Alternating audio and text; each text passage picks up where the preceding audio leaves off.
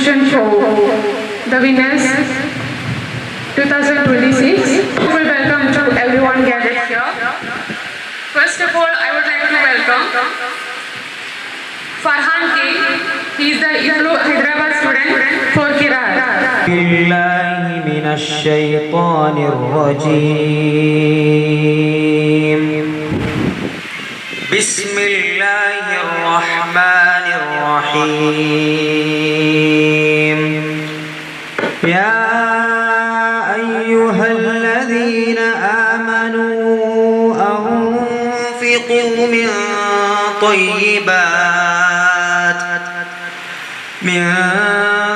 طيبات ما كسبتم ومما أخرجنا لكم من الأرض ولا تيمموا الخبيث منه تنفقون ولستم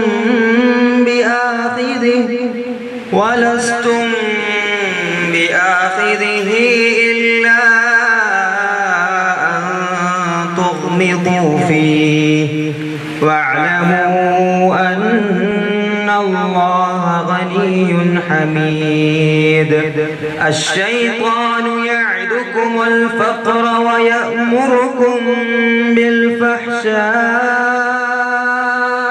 والله يعدكم مغفرة منه وفضلا والله واسع عليم يؤتي الحكمة من يشاء ومن يؤت الحكمة فقد أوتي خيرا كثيرا وما يذكر إلا أولو الألباب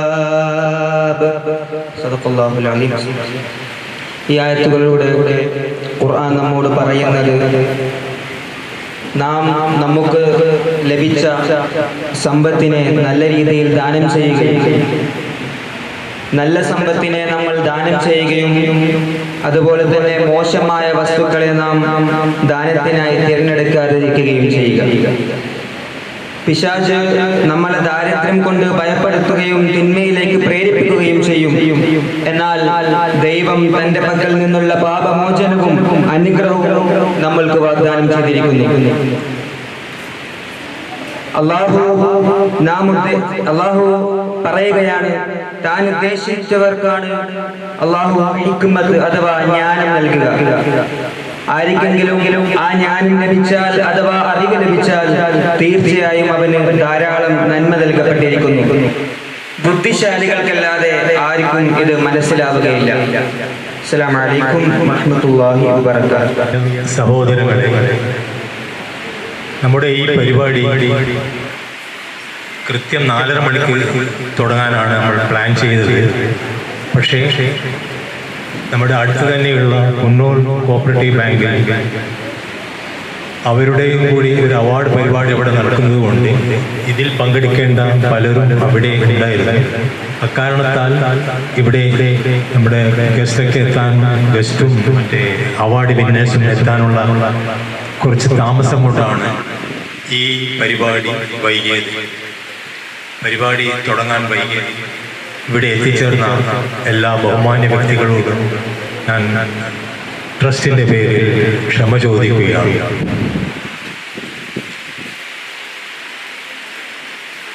പ്രിയപ്പെട്ട വിദ്യാർത്ഥികളെ, അധ്യാപകരെ, രക്ഷിതാക്കളെ, വേദിയിലും സദസ്സിലും ഭൂവിഷ്ഠരായ വിശിഷ്ട അതിഥികളെ, വ്യക്തിത്വങ്ങളെ, തണൽ ട്രസ്റ്റിൻ്റെ മെമ്പർമാരും സഹകാരികളും ആയ ആൾക്കാരെ, നമ്മുടെ നാട്ടുകാരെ, എല്ലാവർക്കും ഞാൻ അഭിവാദ്യം അർപ്പിക്കുകയാണ്.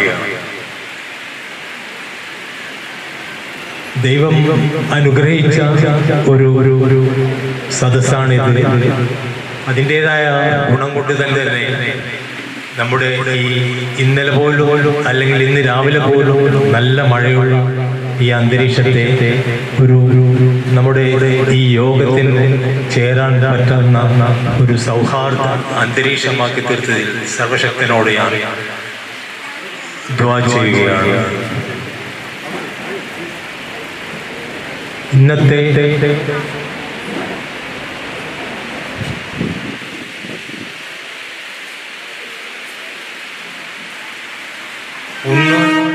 തണൽ എഡ്യൂക്കേഷൻ വിദ്യാഭ്യാസ അവാർഡിൻ്റെ 1ാം ഘട്ടമാണ് ഇന്നിവിടെ നടക്കാൻ പോകുന്നത്. SSLC, +2 എന്നീ വിഭാഗങ്ങളിൽ A+ മാത്രമല്ല എല്ലാ പാസ് ഔട്ട് വിദ്യാർത്ഥികളെയും ആദരിക്കുകയാണ് നമ്മുടെ രീതി. അതിലൊരു പ്രത്യേക കാരണമുണ്ട്. കാരണം +2 SSLCക്കും ഉള്ള A+ ചില്ലറ മാർക്കിന്റെ വ്യത്യാസത്തിലാണ് മറ്റുള്ള വിദ്യാർത്ഥികൾ പിന്നോട്ട് പോകുന്നത്. അപ്പോൾ അവരെയും കൂടി നമുക്ക് ചേർത്ത് പിടിക്കാൻ വേണ്ടിയിട്ടാണ് നമ്മുടെ കമ്മിറ്റി ഇങ്ങനെ ഒരു രീതി വിഭാവനം ചെയ്തത്.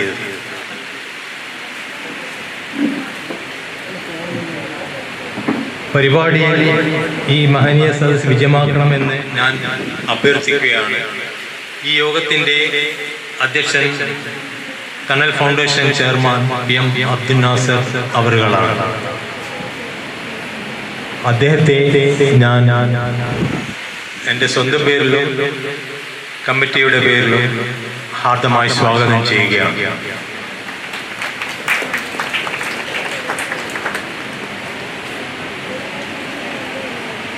ഈ യോഗത്തിൻ്റെ മുഖ്യാതിഥി തലശ്ശേരി സ്വദേശിയും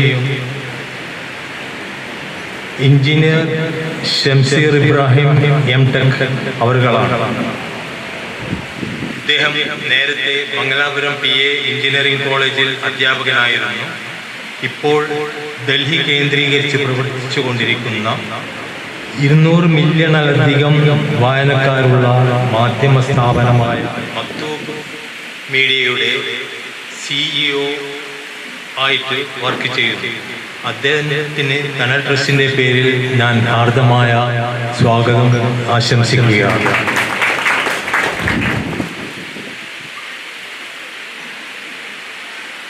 ഇവിടെ നമ്മുടെ സ്റ്റേജിൽ വിശിഷ്ടാതിഥിയായി ഇരിക്കുന്ന നൂറ മൈസൂർ പുന്നോൽ സ്വദേശി മുഹമ്മദ് ഇർഷാദ്, ജബീന ഇർഷാദ് ദമ്പതികളുടെ മകളും നമ്മുടെ തണൽ ട്രസ്റ്റ് ചെയർമാൻ നാസിർ സാഹിബിൻ്റെ മരുമകളുമാണ്.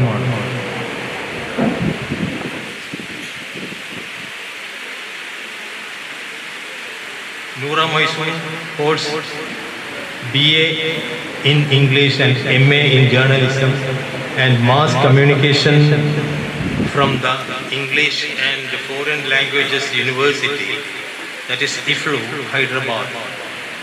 She served as Joint Secretary of the IFLU Students Union for 2024 and 25, and her work has been appeared in news portals including Madhyamam Website, Media One Shelf and Maktub Media. I heartily congratulate Noora and extend a hearty welcome to this program. I hope she will interact with the students here today. Next, Dr. Fatima Hanna. Fatima Hanna സാമൂഹ്യ പ്രവർത്തകനും Thalassery Medicare സെക്രട്ടറിയും ആയ KP Najeeb Mamata സാഹിബിൻ്റെ മകളാണ്.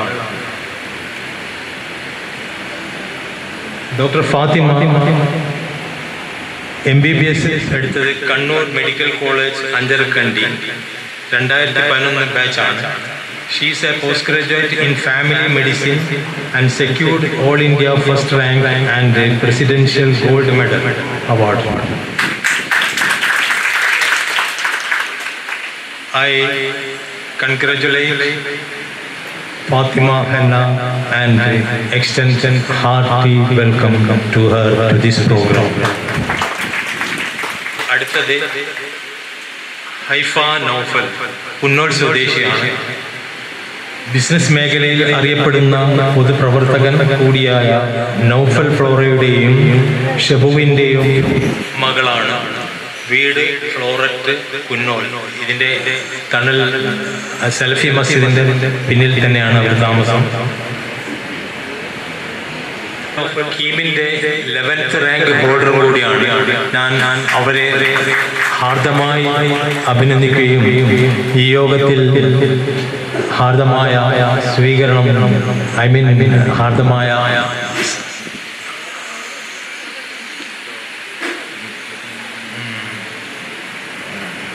Welcome അറിയിക്കുകയും ചെയ്യുക. അടുത്തത് doctor Hafeez Ayyub MBBS, കുന്നോൾ മുസ്ലിം ജമാഅത്തിന്റെ സെക്രട്ടറി അബ്ദുൽ അസീസ് സാഹിബിന്റെ മകളുടെ മകൻ ആണ് ഡോക്ടർ ഹഫീസ് അയ്യൂബ്. അദ്ദേഹം MBBS ഗ്രാജുവേറ്റ് ചെയ്തത് ഫസ്റ്റ് ക്ലാസ് ആയിട്ടാണ് പാസ്സായത് from Travancore medical college, Kollam. ഇപ്പോൾ assistant surgeon under GSHF, government of Kerala, academic counsellor and tutor in biology for NEET and UG aspirants. Hearty congrats to Mr. Dr. Hafiz Ayyub and I welcome him. Okay.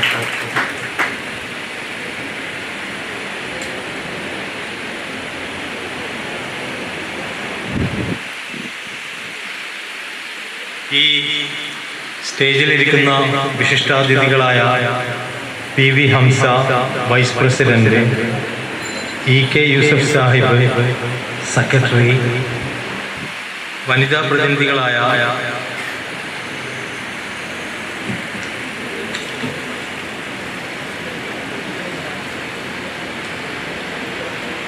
KP Shameena and KP Shahina,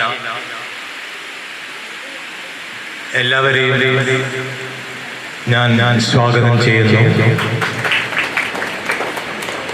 കൂടാതെ ആദ്യമായി എൻ്റെ മുമ്പിലിരിക്കുന്ന award ജേതാക്കളായ സ്റ്റുഡൻസിനെ ഞാൻ വളരെ സന്തോഷത്തോടുകൂടിയും അഭിമാനപൂർവ്വവും സ്വാഗതം ചെയ്യുകയാണ്. അവരുടെ രക്ഷിതാക്കളായി, അവരുടെ അധ്യാപകരെയും കൂടാതെ ഇവിടെ കൂടിയിരിക്കുന്ന നല്ലവരായ നാട്ടുകാരെയും നമ്മുടെ ട്രസ്റ്റ് മെമ്പർമാർ, ട്രസ്റ്റിൻ്റെ സഹകാരികൾ, മറ്റു നാട്ടുകാർ എല്ലാവരെയും ഞാൻ ഹാർദമായി സ്വാഗതം ചെയ്തുകൊണ്ട് അധ്യക്ഷ പദവി അലങ്കരിക്കാൻ ജനാബ് PM അബ്ദുൽ നാസർ സാഹിബിനെ ആദരപൂർവ്വം ക്ഷണിക്കുകയാണ്. ഫൗണ്ടേഷന്റെ പേരിൽ ഊഷ്മളമായ അഭിവാദ്യങ്ങൾ അർപ്പിക്കുകയാണ്. പുന്നോൾ തണൽ ഫൗണ്ടേഷൻ കഴിഞ്ഞ 20 വർഷങ്ങളായി ഏതാണ്ട് എല്ലാ മേഖലകളിലും സാധ്യമാവുന്ന ചെറുതും വലുതുമായ ഒട്ടേറെ പ്രവർത്തനങ്ങൾ നടത്തിക്കൊണ്ട് മുമ്പോട്ട് പോവുകയാണ്.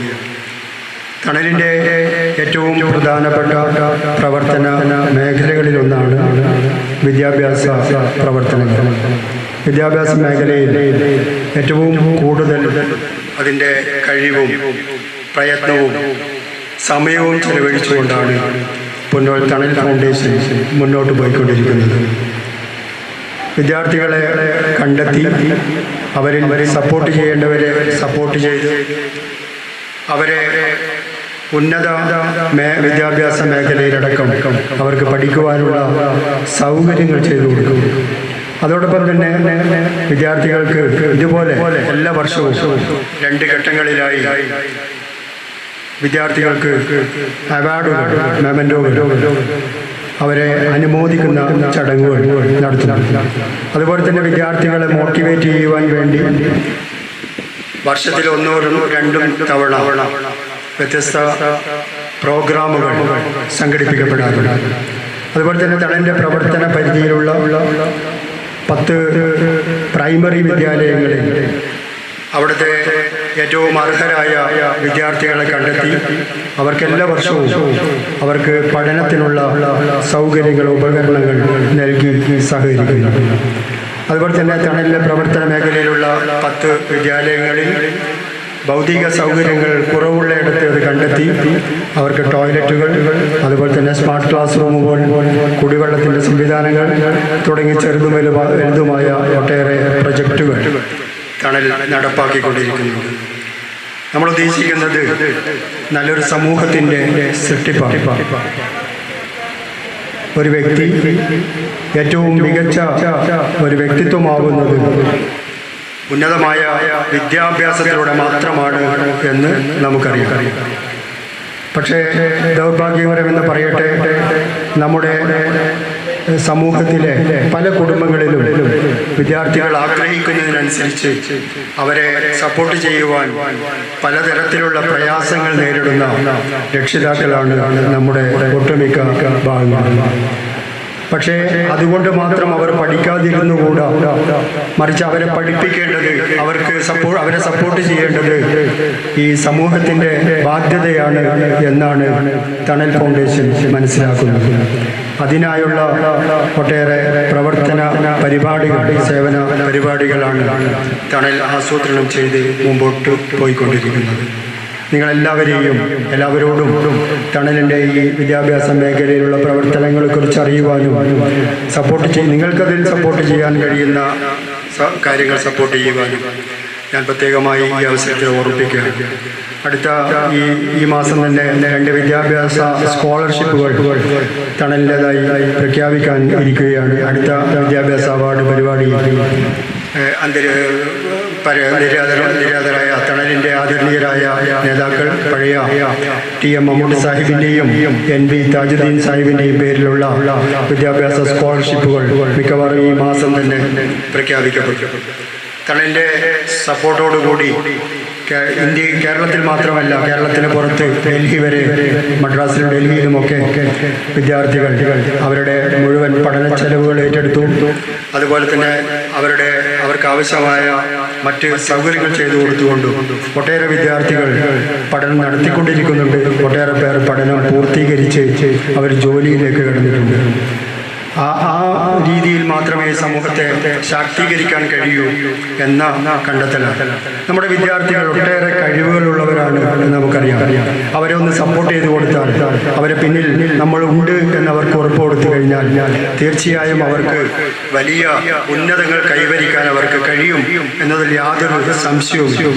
കഴിഞ്ഞ ദിവസം ഞാനൊരു വിദ്യാർത്ഥിയുമായി സംസാരിച്ചപ്പോൾ ആ വിദ്യാർത്ഥി ഇപ്പോൾ +2 കഴിഞ്ഞു, വളരെ ഉയർന്ന ഒരു കോഴ്സിലേക്ക് പൊതുവെ നമ്മളൊന്നും സമൂഹം എത്തിപ്പെടാത്ത ഒരു കോഴ്സിലേക്ക് പോകാൻ ആഗ്രഹിക്കുന്നു എന്നറിഞ്ഞപ്പോൾ അവരുമായി സംസാരിച്ചപ്പോൾ അവരുടെ ആ കോഴ്സിൻ്റെ ഫീ വളരെ വലിയ ഉയർന്ന ഫീയാണ്. അപ്പോൾ ഞാൻ ആ കുട്ടിയോട് ചോദിച്ചു, ഇതെങ്ങനെ മീറ്റ് ചെയ്യുമെന്ന് ചോദിച്ചപ്പോൾ ആ കുട്ടിയുടെ മറുപടി നമ്മളെല്ലാവരും ശ്രദ്ധിക്കേണ്ടതാണ്. അവൻ പറഞ്ഞത്, എനിക്കത് ആ കോഴ്സ് പഠിച്ചേ പറ്റൂ, ബാക്കിയെല്ലാം 2ാം തരത്തിലാണ്, ഞാനത് പഠിക്കാൻ നിശ്ചയിച്ചിട്ടുണ്ട്, ഞാനത് പഠിക്കും എന്ന ആത്മവിശ്വാസം, ഈ തരത്തിൽ ആത്മവിശ്വാസമുള്ള ഉയർന്ന കാഴ്ചപ്പാടും വലിയ സ്വപ്നങ്ങളുമുള്ള വിദ്യാർത്ഥികളാണ് നമ്മുടെ നാട്ടിലുള്ളത്, ഇതര നാടുകളിലുള്ളത്. നമ്മുടെ നാട്ടിലെ വിദ്യാർത്ഥികളെ, അത്തരത്തിലുള്ള വിദ്യാർത്ഥികളെ പരമാവധി അവരോടൊപ്പം ചേർന്ന് നിൽക്കുക, അവരെ ഉയർത്തിക്കൊണ്ടുവരിക, അതുവഴി ഈ സമൂഹത്തെ, നാടിനെ, വീടുകളെ ഉയർത്തിക്കൊണ്ടുവരിക എന്നതാണ് നമ്മുടെ ഏറ്റവും പ്രധാനപ്പെട്ട ലക്ഷ്യം. ഈ ലക്ഷ്യത്തോടൊപ്പം നിങ്ങളും ഉണ്ടാവണമെന്ന് ഈ അവസരത്തിൽ ഓർമ്മിക്കുകയാണ്. ഞാൻ ദീർഘിപ്പിക്കുന്നില്ല. വിദ്യാർത്ഥികൾ എന്ന നിലയിൽ കുറേ കാര്യങ്ങൾ നമ്മൾ മനസ്സിലാക്കേണ്ടതായിട്ട് കുറേ കാര്യങ്ങളുണ്ട്. വിദ്യാർത്ഥികളൊക്കെ ഇപ്പോൾ വളരെ അഡ്വാൻസ്ഡായ ഒരു ലോകത്താണ് ജീവിച്ചുകൊണ്ടിരിക്കുന്നത്. അതുകൊണ്ട് തന്നെ അതിൻ്റെതായ ഒരുപാട് ഗുണങ്ങൾ ഉള്ളതോടൊപ്പം തന്നെ ചില പ്രത്യേക നെഗറ്റീവുകളും കുട്ടികൾ ഇപ്പോൾ നേരിട്ടുകൊണ്ടിരിക്കുന്നുണ്ട്. അത് മനസ്സിലാക്കുവാൻ എൻ്റെ ആദരണീയനായ ഈ ചീഫ് ഗസ്റ്റ് അടക്കം ഉള്ള ആളുകളുടെ സംസാരം മുഖേന നമുക്ക് കഴിയും എന്ന് ഞാൻ പ്രതീക്ഷിക്കുന്നു. അതുകൊണ്ട് ഞാൻ അതിലേക്ക് കിടക്കുന്നില്ല. പരിപാടിയുടെ അധ്യക്ഷൻ്റെ ആമുഖ പ്രസംഗം ഞാനിവിടെ അവസാനിപ്പിക്കുകയാണ്. മറ്റ് കുറച്ച് കാര്യങ്ങൾ പറയാനുണ്ടെങ്കിൽ സമയമുണ്ടെങ്കിൽ അത് ഉപസംഹാരത്തിൽ പറയുവാൻ ശ്രമിക്കും.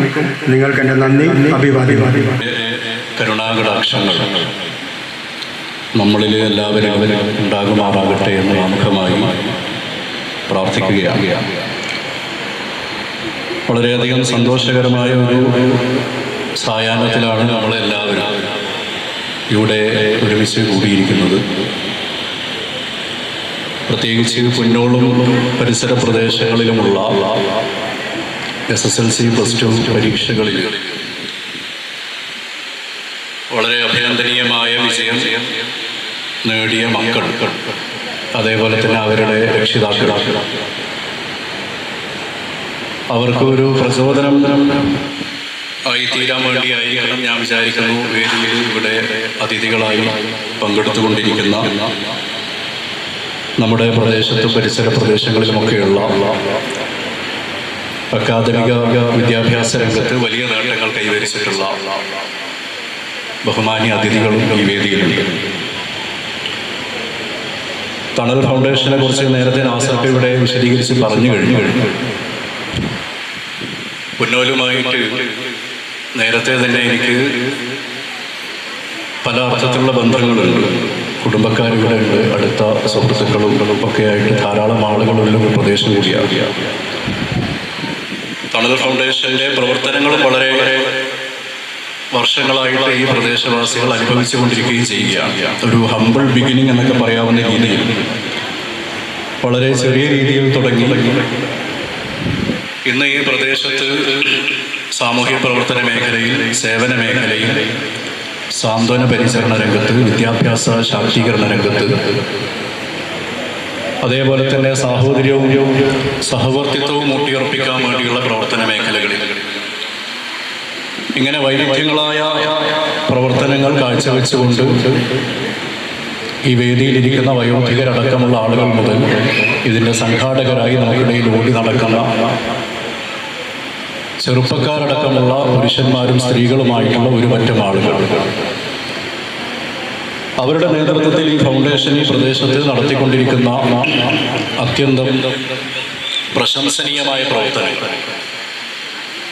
അതിശയോക്തിയില്ലാതെ തന്നെ പറയാൻ പറ്റും. പുന്നോൽ പ്രദേശത്ത് ഒരു പ്രകാശ ഗോപുരം കണക്കെ ജ്വലിച്ചു നിൽക്കുന്ന ഒരു സ്ഥാപനം തന്നെയാണ് യഥാർത്ഥത്തിൽ ഈ തണൽ ഫൗണ്ടേഷൻ എന്ന് പറയുന്നത്. അവരുടെ പ്രവർത്തനങ്ങളുടെ ചരിത്രത്തിൽ മറ്റൊരു പൊൻതൂവലായി കൊണ്ടാണ് ഈ അവാർഡ് ഡിസ്ട്രിബ്യൂഷൻ സെറിമണി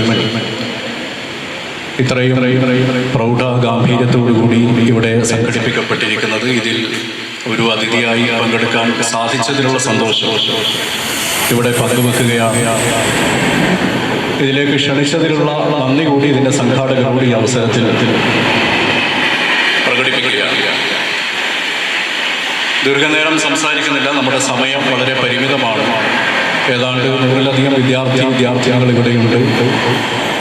അവർക്കുള്ള ഉപഹാരങ്ങളും ആദരവുകളും ഇവിടെ സമർപ്പിക്കേണ്ടതായിട്ടുണ്ട്. ചുരുങ്ങിയ സമയം കൊണ്ട് 1-2 കാര്യങ്ങൾ പറഞ്ഞുകൊണ്ട് അവസാനിപ്പിക്കണമെന്നാണ് തോന്നുന്നത്. ബാക്കി കാര്യങ്ങൾ ഞാൻ വിചാരിക്കുന്നത് ഇവിടെ മറ്റ് അതിഥികൾ ഇവിടെ പങ്കുവെക്കുന്നതായിരിക്കും. അതിലൊരു വിഷയം എനിക്കിവിടെ സൂചിപ്പിക്കണം തോന്നുന്നു. പുതിയ കാലത്തെ വിദ്യാർത്ഥികൾ എന്ന നിലയ്ക്ക് 10ാം ക്ലാസ് പാസ്സായ ആളുകളും +2 പാസ്സായ ആളുകളുമാണ്, അവരുടെ രക്ഷിതാക്കളുമാണ് ഈ സദസ്സിലെ മഹാഭൂരിഭാഗം ആളുകളാണ്. ഞാനൊക്കെ അല്ലെങ്കിൽ ഈ വേദിയിലിരിക്കുന്ന ആളുകളൊക്കെ പഠിക്കുന്ന കാലം പോലെയല്ല പുതിയ കാലം എന്ന് നാസർ ഇവിടെ സൂചിപ്പിക്കുകയുണ്ടായി. അത് വളരെ പ്രധാനപ്പെട്ട ഒരു കാര്യമാണ്. എന്ന് പറഞ്ഞാൽ ധാരാളക്കണക്കിന് ഒരു കാര്യം അറിയുക അല്ലെങ്കിൽ ഒരു സംഗതിയെക്കുറിച്ചുള്ള പ്രാഥമിക ധാരണ കൈവരിക്കുക എന്ന് പറയുന്നത് വളരെ വളരെ എളുപ്പം നടക്കുന്ന ഒരു കാലത്തിലാണ് യഥാർത്ഥത്തിൽ നമ്മളെല്ലാവരും ജീവിച്ചുകൊണ്ടിരിക്കുന്നത്. ഞാൻ കോഴിക്കോട് ഇക്രോ ഹോസ്പിറ്റലിൽ നിന്നാണ് ഇവിടെ വരുന്നത്.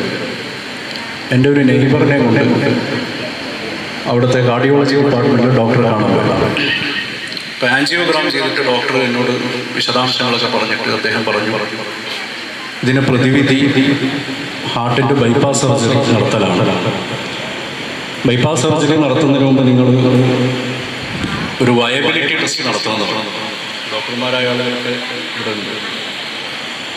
അപ്പോൾ തിരക്കുള്ള ഡോക്ടറായതുകൊണ്ട് തന്നെ നമ്മളോട് വളരെ ചുരുങ്ങിയ വളരെ അടിസ്ഥാനപരമായുള്ള കാര്യങ്ങൾ ഡോക്ടർ നമ്മളോട് പറയും. കാരണം അവർക്ക് ഒരുപാട് പേഷ്യൻസ് വെയിറ്റിംഗ് ആണ്. അപ്പോൾ ഞാനിത് കേട്ട് അവിടെ ഇരുന്നിട്ട് വെറുതെ നമ്മുടെ ChatGPT എടുത്ത് viability test related to heart bypass surgery എന്ന് ടൈപ്പ് ചെയ്താൽ തന്നെ അതിൻ്റെ വളരെ ബേസിക്കായി അടിസ്ഥാനപരമായി നമ്മൾ അറിഞ്ഞിരിക്കേണ്ട എന്താണ് ആ സംഗതി, അതെന്തിനാണ് നടത്തുന്നത്, അതിൻ്റെ വിവിധ വശങ്ങൾ എന്തൊക്കെയാണ് എന്ന മുഴുവൻ കാര്യങ്ങളും വിത്തിൻ സെക്കൻഡ്സ് നമ്മുടെ മുമ്പിലേക്ക് ഇങ്ങനെ തെളിഞ്ഞു വരികയാണ്. ഇതാണ് നമ്മൾ ജീവിക്കുന്ന ഒരു കാര്യം. ഞാൻ പറയുന്നത് ഇത് പറയുമ്പോൾ അതിൻ്റെ മറുവശം കൂടി പറയണം. ഈ ഡോക്ടർമാരെ കാണാതെ മെഡിസിനും ടാബ്ലറ്റൊക്കെ ഇതുകൊണ്ട് പരിഹരിച്ച് കളയാമെന്ന തെറ്റിദ്ധാരണ നിങ്ങൾ അങ്ങനെ മറുവായി വായിക്കരുത്. അത് അത്യന്തം അബദ്ധമാണ് എന്ന ഡിസ്ക്ലെയിമറോട് കൂടി തന്നെയാണ് ഇത് പറയുന്നത്. നമുക്ക് അറിയാത്തതായിട്ട് എന്തുകൊണ്ട് എന്നതിൻ്റെ ഒരു സാധ്യത പോലും അവശേഷിപ്പിക്കാതെയാണ് പുതിയ കാലത്തെ വൈജ്ഞാനിക വിസ്ഫോടനം ഈ അറിവിൻ്റെ അല്ലെങ്കിൽ നോളജിൻ്റെ മേഖലയിലേക്കുള്ള നമ്മുടെ ഒരു ആക്സസിബിലിറ്റി അത്യന്തം തുറന്നു കിടക്കുന്ന ഒരു കാലത്താണ് യഥാർത്ഥത്തിൽ നമ്മളെല്ലാവരും ജീവിച്ചുകൊണ്ടിരിക്കുന്നത്. മെനിഞ്ഞാന്നാണ് എൻ്റെ വീട്ടിലെ ഈ ബോർവെല്ലിൻ്റെ പമ്പ് കേടാണ്, മോട്ടർ കേടാണ്, സബ്മേഴ്സിബിൾ മോട്ടർ. അപ്പോൾ അതിൻ്റെ പാനൽ EHC എന്ന LED ഇങ്ങനെ ബ്ലിങ്ക് ചെയ്തുകൊണ്ടിരിക്കണം. എന്താണ് EHC എന്ന് എനിക്കറിയില്ല. ഞാൻ ChatGPT ചോദിച്ചു, അല്ലെങ്കിൽ ജെമിനിയോട് ചോദിച്ചാൽ വളരെ പെട്ടെന്ന് ജെമിനി മറുപടി അറിയാണ് എന്താണ് നിങ്ങളുടെ പാനലിൻ്റെ പ്രശ്നം. അത് നമ്മൾ റിപ്പയർ ചെയ്യാതിരുന്നാൽ മതി. പക്ഷെ നമുക്ക് അതിനെക്കുറിച്ചുള്ള ഒരു അറിവ്, ഒരു ബേസിക് ഇൻപുട്ട് നമുക്ക് കിട്ടുക. അപ്പോൾ ഇത് പ്രിയപ്പെട്ട മക്കളോട് ഞാൻ പറയുന്നത്, നിങ്ങളുടെ വൈജ്ഞാനിക വിദ്യാഭ്യാസ പ്രവർത്തന മേഖലയിൽ, നിങ്ങളുടെ ഇനി അങ്ങോട്ടുള്ള അക്കാഡമിക മേഖലയിൽ നിങ്ങൾക്ക് ഈ സാധ്യത ഒരുപക്ഷെ നിങ്ങളുടെ മുൻകഴിഞ്ഞ നിങ്ങളുടെ മാതാപിതാക്കളുടെ ഒരു തലമുറയ്ക്ക് കിട്ടിയിട്ടില്ലാത്ത വലിയൊരു സൗഭാഗ്യം. ഓരോ വിഷയവും ഓരോ പുതിയ കാര്യവും കേൾക്കുമ്പോൾ തന്നെ അതിനെക്കുറിച്ചുള്ള വളരെ പ്രാഥമികമായ അറിവ് എന്താണ് എന്ന് വളരെ പെട്ടെന്ന് നമുക്ക് ലഭിക്കാൻ സാധിക്കുന്ന ഒരു കാലത്താണ് നമ്മൾ ജീവിച്ചത്. അത് നിങ്ങൾ എക്സ്പ്ലോർ ചെയ്യണമെന്ന് മാത്രമാണ് ഞാൻ നിങ്ങളോട് സൂചിപ്പിക്കുന്നത്. അത് എക്സ്പ്ലോർ ചെയ്തുകൊണ്ട് വിദ്യാഭ്യാസത്തിൻ്റെ അല്ലെങ്കിൽ വിജ്ഞാന അന്വേഷണത്തിൻ്റെ വിവിധങ്ങളായ മേഖലകൾ, നമ്മുടെ വിദ്യാഭ്യാസ മേഖലയിൽ അതിൻ്റെതായ പരിമിതിയുണ്ട്. പരിമിതി പറയുകയാണെങ്കിൽ ഒന്ന് പറയുകയാണെങ്കിൽ 10ാം ക്ലാസ് കഴിഞ്ഞ് +2 ചേർന്നൊരു വിദ്യാർത്ഥികൾ 4-5 ലിമിറ്റഡ് ഓപ്ഷൻ നമ്മുടെ സ്കൂളുകളിലുള്ളൂ +2 പഠിക്കാൻ. അപ്പം അതൊക്കെ ഡൈവേഴ്സിഫൈ ചെയ്യുക എന്നുള്ളത് സർക്കാർക്ക് ആലോചിക്കേണ്ട സംഗതിയാണ്. ഇപ്പോൾ സയൻസിൻ്റെ തന്നെ 2-3 തരം സയൻസുകൾ അല്ലെങ്കിൽ കൊമേഴ്സ്, ഹ്യൂമാനിറ്റീസ്, ഇങ്ങനെ വളരെ ലിമിറ്റഡ് ഓപ്ഷൻസ് +2 നമുക്ക് അതൊക്കെ വൈവിധ്യവൽക്കരിക്കേണ്ട കാലം യഥാർത്ഥത്തിൽ അതിക്രമിച്ച് കഴിഞ്ഞിട്ടുണ്ട്. പലതരം +2 ഓപ്ഷനുകൾ യഥാർത്ഥത്തിൽ നമ്മുടെ നാട്ടിൽ വേണം, സ്കൂളുകളിൽ വേണം. പക്ഷെ ഏത് മേഖല നമ്മൾ തിരഞ്ഞെടുത്താലും നമ്മുടേതായ അഭിരുചിക്കനുസരിച്ച് രക്ഷിതാക്കളോട് ഞാൻ പ്രത്യേകം സൂചിപ്പിക്കുന്നു, നിങ്ങളുടെ മക്കളെ എത്രത്തോളം പഠിപ്പിക്കാൻ സാധിക്കുമോ അത്രത്തോളം പഠിപ്പിക്കണം. +2 വെച്ച് നിർത്തുക, ഡിഗ്രി വെച്ച് നിർത്തുക, PG വെച്ച് നിർത്തുക എന്ന ഓപ്ഷനിലേക്ക് അപ്പുറത്ത് പഠനവുമായി ബന്ധപ്പെട്ട ധാരാളം സാധ്യതകൾ നിലനിൽക്കുന്ന ഒരു ലോകത്താണ് നമ്മളുള്ളത്. നമുക്കുണ്ടാകാൻ സാധ്യതയുള്ള ഒരു ബാരിയർ എന്ന് പറയുന്നത് സാമ്പത്തികമായിട്ടുള്ള ബാരിയറാണ്. എല്ലാ കുടുംബങ്ങൾക്കും എല്ലാ അച്ഛനമ്മമാർക്കും സാമ്പത്തികമായി വലിയ കഴിവുകൾ ഉള്ളവരായിരിക്കണം എന്നില്ല. സാമ്പത്തികമായി കഴിവുള്ള കുടുംബങ്ങൾ ഉണ്ടാകും, കഴിവില്ലാത്ത കുടുംബങ്ങൾ ഉണ്ടാകും. ശരാശരി കുടുംബങ്ങളൊക്കെ ധാരാളം. വിദ്യാഭ്യാസ ചെലവുകളാകട്ടെ വർദ്ധിച്ചുകൊണ്ടേയിരിക്കും. പക്ഷെ അപ്പോഴും നമ്മൾ മനസ്സിലാക്കേണ്ടത്, ഈ വിശുദ്ധ ഖുർആനിൽ ഒരു സൂക്തമുണ്ട്, വല്ലദീന ജാഹദു ഫീനാ ലനഹ്ദിയന്നഹും സുബുലന എന്ന ഒരു ഭാഗം. അതിൻ്റെ നേർക്കുനേരെയുള്ള അർത്ഥം, നമ്മുടെ മാർഗത്തിൽ ആരാണോ പ്രയത്നിക്കുന്നത്, അധ്വാനിക്കുന്നത്, സ്ട്രഗിൾ ചെയ്യുന്നത്, അവർക്ക് മുമ്പിൽ നാം നമ്മുടെ വഴികൾ തുറന്നു കൊടുക്കുമെന്നുള്ളതാണ്. സുബുലന, സബീൽ എന്ന് പറഞ്ഞാൽ വഴി എന്നാണ്, സുബുലന എന്ന് പറഞ്ഞാൽ നമ്മുടെ വഴികൾ എന്നാണ് അതിൻ്റെ അർത്ഥം. എന്ന് പറഞ്ഞാൽ ഒരു ഡോറ് അടഞ്ഞു കിടക്കുകയാണെങ്കിൽ അവിടെ നമ്മൾ നിർത്തരുത് എന്നാണ് സാക്ഷാൽ ദൈവം നമ്പരെ നമ്മളോട് പറയും. ഒരു ഡോർ അടഞ്ഞു കിടക്കുകയാണെങ്കിൽ നിങ്ങൾ 2ാമത്തെ ഡോറിൽ മുട്ടണം. 2ാമത്തെ ഡോറും അടഞ്ഞു കിടക്കുകയാണെങ്കിൽ നിങ്ങൾ 3ാമത്തേതിലേക്ക് പോകണം, അവിടെ പരിശ്രമിക്കണം. ഇങ്ങനെ നിരന്തരം സാധ്യതകളെ അന്വേഷിച്ചുകൊണ്ടും അത് എക്സ്പ്ലോർ ചെയ്തുകൊണ്ടും അത് ഓപ്പൺ ചെയ്യുവാനുള്ള പരിശ്രമങ്ങളിൽ നമ്മൾ ഏർപ്പെട്ടാൽ ഈവൻ നമ്മുടെ ഈ സാമ്പത്തിക ബാധ്യത അല്ലെങ്കിൽ സാമ്പത്തികമായ നമ്മുടെ പ്രതിബന്ധം പോലും മറികടക്കാനുള്ള ധാരാളം ഓപ്ഷനുകൾ അത്തരം വിദ്യാർത്ഥികളെ സ്പോൺസർ ചെയ്യാൻ പറ്റുന്ന ആളുകൾ നമ്മുടെ സമൂഹത്തിൽ അത്തരം വിദ്യാർത്ഥികൾക്ക് സ്കോളർഷിപ്പ് കൊടുക്കുന്ന സംവിധാനങ്ങൾ നമ്മുടെ സമൂഹത്തിൽ, അത്തരം നല്ല മനസ്സുകൾ കാത്തു സൂക്ഷിക്കുന്ന ധാരാളം സമ്പന്നരായിട്ടുള്ള ആളുകൾ നമ്മുടെ സമൂഹത്തിലുണ്ട്. അപ്പൊ അതുകൊണ്ട് അതുപോലും മറികടന്നുകൊണ്ട് നമ്മുടെ വിദ്യാഭ്യാസ പ്രവർത്തനങ്ങൾ, നമ്മുടെ ക്വാളിഫിക്കേഷൻ, നമ്മുടെ സ്കില്ലുകൾ ആർജിച്ചെടുക്കുവാനും വളർത്തുവാനുമുള്ള വാതിലുകളും യഥാർത്ഥത്തിൽ നമുക്ക് മുമ്പിലുണ്ട് എന്ന് കൂടി ഇവിടെ സൂചിപ്പിക്കണമെന്ന് ആഗ്രഹിക്കുക. ഏറ്റവും അവസാനം സൂചിപ്പിക്കണമെന്ന് തോന്നുന്നൊരു സംഗതി, നമ്മൾ പഠിക്കണോ? ഇപ്പൊ ഒരു സിനിമയിൽ, ഗോഡ് ഫാദർ സിനിമയിൽ ചോദിക്കുന്ന ചോദ്യമാണ്, നീ എന്തിനാ പഠിക്കുന്നത്? നിങ്ങൾ ആ സിനിമ കണ്ടിട്ടുണ്ടോ? അപ്പോൾ ജഗദീഷ് പറയുന്ന മറുപടി, ജഗദീഷിനോട് ഇന്നസെന്റ് ആണെന്ന് തോന്നുന്നു ചോദിക്കുന്നത്, നീ എന്തിനു പഠിക്കുന്നു എന്നല്ല ചോദിച്ചത്, നീ എന്തിനാ പഠിക്കുന്നത്? നീ ഒന്നും പഠിച്ചിട്ടൊരു കാര്യമില്ല എന്ന് ഒരു തമാശ പറയുന്നത് നമ്മൾ പലപ്പോഴും പഴയ സിനിമയിൽ കണ്ടിട്ടുണ്ടോ? ഈ ചോദ്യം തമാശയാണെങ്കിലും ഗൗരവത്തിലുള്ള ചോദ്യം. എന്തിനാണ് യഥാർത്ഥത്തിൽ പഠിക്കുന്നത് എന്ന് ചോദിച്ചാൽ എനിക്ക് തോന്നുന്നു 99% ആളുകളും പറയാൻ സാധ്യതയുള്ള ഒരു മറുപടി, ജോലി ലഭിക്കാനും ജീവിതത്തിൽ സമ്പാദിക്കാനും വേണ്ടിയിട്ടാണ് എന്നുള്ളതാണ്. അങ്ങനെ മറുപടി പറയുന്നതിൽ യാതൊരു തെറ്റുമില്ല, ശരിയായ മറുപടി തന്നെയാണ്. നമുക്ക് സർട്ടിഫിക്കറ്റുകൾ വേണം, അക്കാഡമിക് അച്ചീവ്മെന്റുകൾ വേണം. ആ അച്ചീവ്മെന്റുകൾ മുന്നിൽ വെച്ചുകൊണ്ട് നമുക്ക് നല്ല ജോലി വേണം, നല്ല സാലറി, നല്ല വരുമാനം, ജീവിതത്തെ പച്ചപിടിച്ച് പ്രയാസങ്ങളില്ലാതെ ജീവിക്കാൻ സാധിക്കാം. ഇതിലൊന്നും യാതൊരു സംശയവുമില്ല. പക്ഷെ അതേസമയം തന്നെ നമ്മുടെ പഠന മേഖലയിൽ, നമ്മുടെ അക്കാദമിക പ്രവർത്തന മേഖലയിൽ നമ്മൾ ജീവിതത്തിൽ ഒരിക്കലും കൈയൊഴിയാൻ പാടില്ലാത്ത ഒരു സംഗതിയായിട്ട് നമ്മൾ മനസ്സിലാക്കേണ്ടത് നമ്മുടെ ഒരു സാമൂഹിക പ്രതിബദ്ധത എന്ന് പറയുന്ന വലിയ മൂല്യമാണ്. സാമൂഹിക പ്രതിബദ്ധത കൈയടക്കിക്കൊണ്ട് ഇപ്പൊ നിങ്ങളോട് ഞാൻ ചോദിക്കുകയാണ്, ലോകത്ത് ശാസ്ത്ര മേഖലയിലും സാങ്കേതിക മേഖലയിലും ഏറ്റവും അത്യുന്നതിയിൽ നിൽക്കുന്ന 2 രാജ്യങ്ങൾ ഏതാണ്? നിങ്ങളോട് ചോദിച്ചാൽ നിങ്ങൾ എന്താ പറയുക? സയൻസ് ആൻഡ് ടെക്നോളജി മേഖലയിൽ ഏറ്റവും ടോപ്പിൽ നിൽക്കുന്ന 2 രാജ്യങ്ങൾ പറയും. എനിക്ക് ആരും പേരറിയില്ല, ആരെങ്കിലും പറഞ്ഞാൽ ഏതാ 2 രാജ്യം? ഒരു രാജ്യം പറയാൻ പറ്റില്ല. സയൻസിലും ടെക്നോളജിയിലും ഏറ്റവും ടോപ്പിൽ നിൽക്കുന്ന ഒരു രാജ്യം ഏതാണ്? ആരാ പറഞ്ഞു? നിങ്ങൾ കുട്ടികളല്ലേ, വലിയ യുണൈറ്റഡ് സ്റ്റേറ്റ്സ് ഓഫ് അമേരിക്ക അല്ല, US. സയൻസ് ആൻഡ് ടെക്നോളജിയുടെ ടോപ്പിലാണ്. ഇതേപോലെ സയൻസ് ആൻഡ് ടെക്നോളജിയുടെ ടോപ്പിൽ നിൽക്കുന്ന മറ്റൊരു രാജ്യമാണ് ഇസ്രായേൽ എന്ന് പറയുന്ന രാജ്യം. ഒപ്പത്തിനൊപ്പം എന്ന് പറഞ്ഞു. സയൻസിലും ടെക്നോളജിയിലും ടോപ്പ് മോസ്റ്റ് നിൽക്കുന്ന ഈ 2 രാജ്യങ്ങളാണ് നമ്മൾ ജീവിച്ചു കൊണ്ടിരിക്കുന്ന 2024-ലും 25-ലും 26-ലും ലൈവായി ദശലക്ഷങ്ങളെ കൊന്നൊടുക്കുന്ന ജനോസൈഡ്, വംശഹത്യ ഭൂമിയുടെ ഒരു ഭാഗത്ത് അവരുടെ ആയുധങ്ങളും അവരുടെ ശാസ്ത്രവും അവരുടെ സാങ്കേതിക വിദ്യയും ഉപയോഗിച്ചുകൊണ്ട് നടപ്പിലാക്കിക്കൊണ്ടിരിക്കുന്നത് എന്നത് നമുക്ക് നിഷേധിക്കാൻ സാധിക്കാത്തൊരു സംഗതിയാണ്. പിഞ്ചു കുഞ്ഞുങ്ങളെ അടക്കം, ന്യൂബോൺ ബേബീസിനെ അടക്കം പച്ചക്ക് ചുട്ടുകൊല്ലുന്ന ക്രൂരത കഴിഞ്ഞ 2-3 വർഷങ്ങളായി നമ്മൾ കണ്ടുകൊണ്ടിരിക്കുകയാണ്. ഇതിൽ നിന്ന് എന്താണ് ഒരു സ്റ്റുഡന്റ് സിലബസിൽ കെട്ടിമറിയുന്ന, പരീക്ഷകൾ എഴുതുന്ന, സർട്ടിഫിക്കറ്റുകൾ നേടിക്കൊണ്ടിരിക്കുന്ന ഒരു സ്റ്റുഡന്റ് ഉള്ളിൽ കൊണ്ട് നടക്കുന്ന ഒരു വിദ്യാർത്ഥി എന്ന നിലയ്ക്ക്, ഒരു പച്ച മനുഷ്യനായ വിദ്യാർത്ഥി എന്ന നിലയ്ക്ക് നമ്മൾ നേടിയെടുക്കേണ്ട തിരിച്ചറിവ് എന്താണ്? ഞാൻ അറിവിനെ കുറിച്ചല്ല പറയുന്നത്, തിരിച്ചറിവിനെ കുറിച്ചാണ്. ആ തിരിച്ചറിവ് എന്താണ് എന്ന് ചോദിച്ചാൽ കേവലമായ വിവര സമ്പാദനവും വിജ്ഞാന സമ്പാദനവും അല്ല വിദ്യാഭ്യാസം. വിജ്ഞാന സമ്പാദനത്തിനും വിവര സമ്പാദനത്തിനും ഒപ്പം തന്നെ അതിനപ്പുറത്തുള്ള സാമൂഹിക പ്രതിബദ്ധതയോടുകൂടിയുള്ള വിവര വിജ്ഞാന സമ്പാദനമാണ് യഥാർത്ഥത്തിലുള്ള വിദ്യാഭ്യാസം എന്ന് നമ്മൾ തിരിച്ചറിയണം. ലോകത്തെ ഏറ്റവും വലിയ സ്കിൻ ബാങ്ക്, മനുഷ്യന്റെ തോല്, ഈ സ്കിൻ ബാങ്ക് ഉള്ള രാജ്യങ്ങളിൽ ഒന്നാണ് ഇസ്രായേൽ. മനുഷ്യന്റെ തോല് കത്തിപ്പോയാൽ അവരെ സ്കിന്ന് വെച്ച് പിടിപ്പിക്കണം. സ്കിൻ ബാങ്ക് പോയാൽ നിങ്ങൾക്ക് മനുഷ്യന്റെ തോല് കിട്ടും. ഈ തോല് എവിടെ നിന്നാണ് അവർക്ക് കിട്ടുന്നത് എന്ന് ചോദിച്ചാൽ തൊട്ടപ്പുറത്തുള്ള ഫലസ്തീനികളായ മനുഷ്യരുടെ അവരെ കൂട്ടക്കൊല ചെയ്ത് അവരുടെ ശരീരത്തിൽ നിന്ന് തോലെടുത്തു, ചർമ്മമെടുത്തു. ഇത്തരം മഹാക്രൂരതകൾ ശാസ്ത്രവും സാങ്കേതിക വിദ്യയും ആർജിച്ചെടുത്ത രാഷ്ട്രങ്ങളും സംവിധാനങ്ങളും നാഗരികതയും ലോകത്ത് നടപ്പിലാക്കിക്കൊണ്ടിരിക്കുക എന്ന് പറഞ്ഞാൽ അറിവിന് മൂല്യബോധം നഷ്ടപ്പെട്ടിരിക്കുകയാണ്.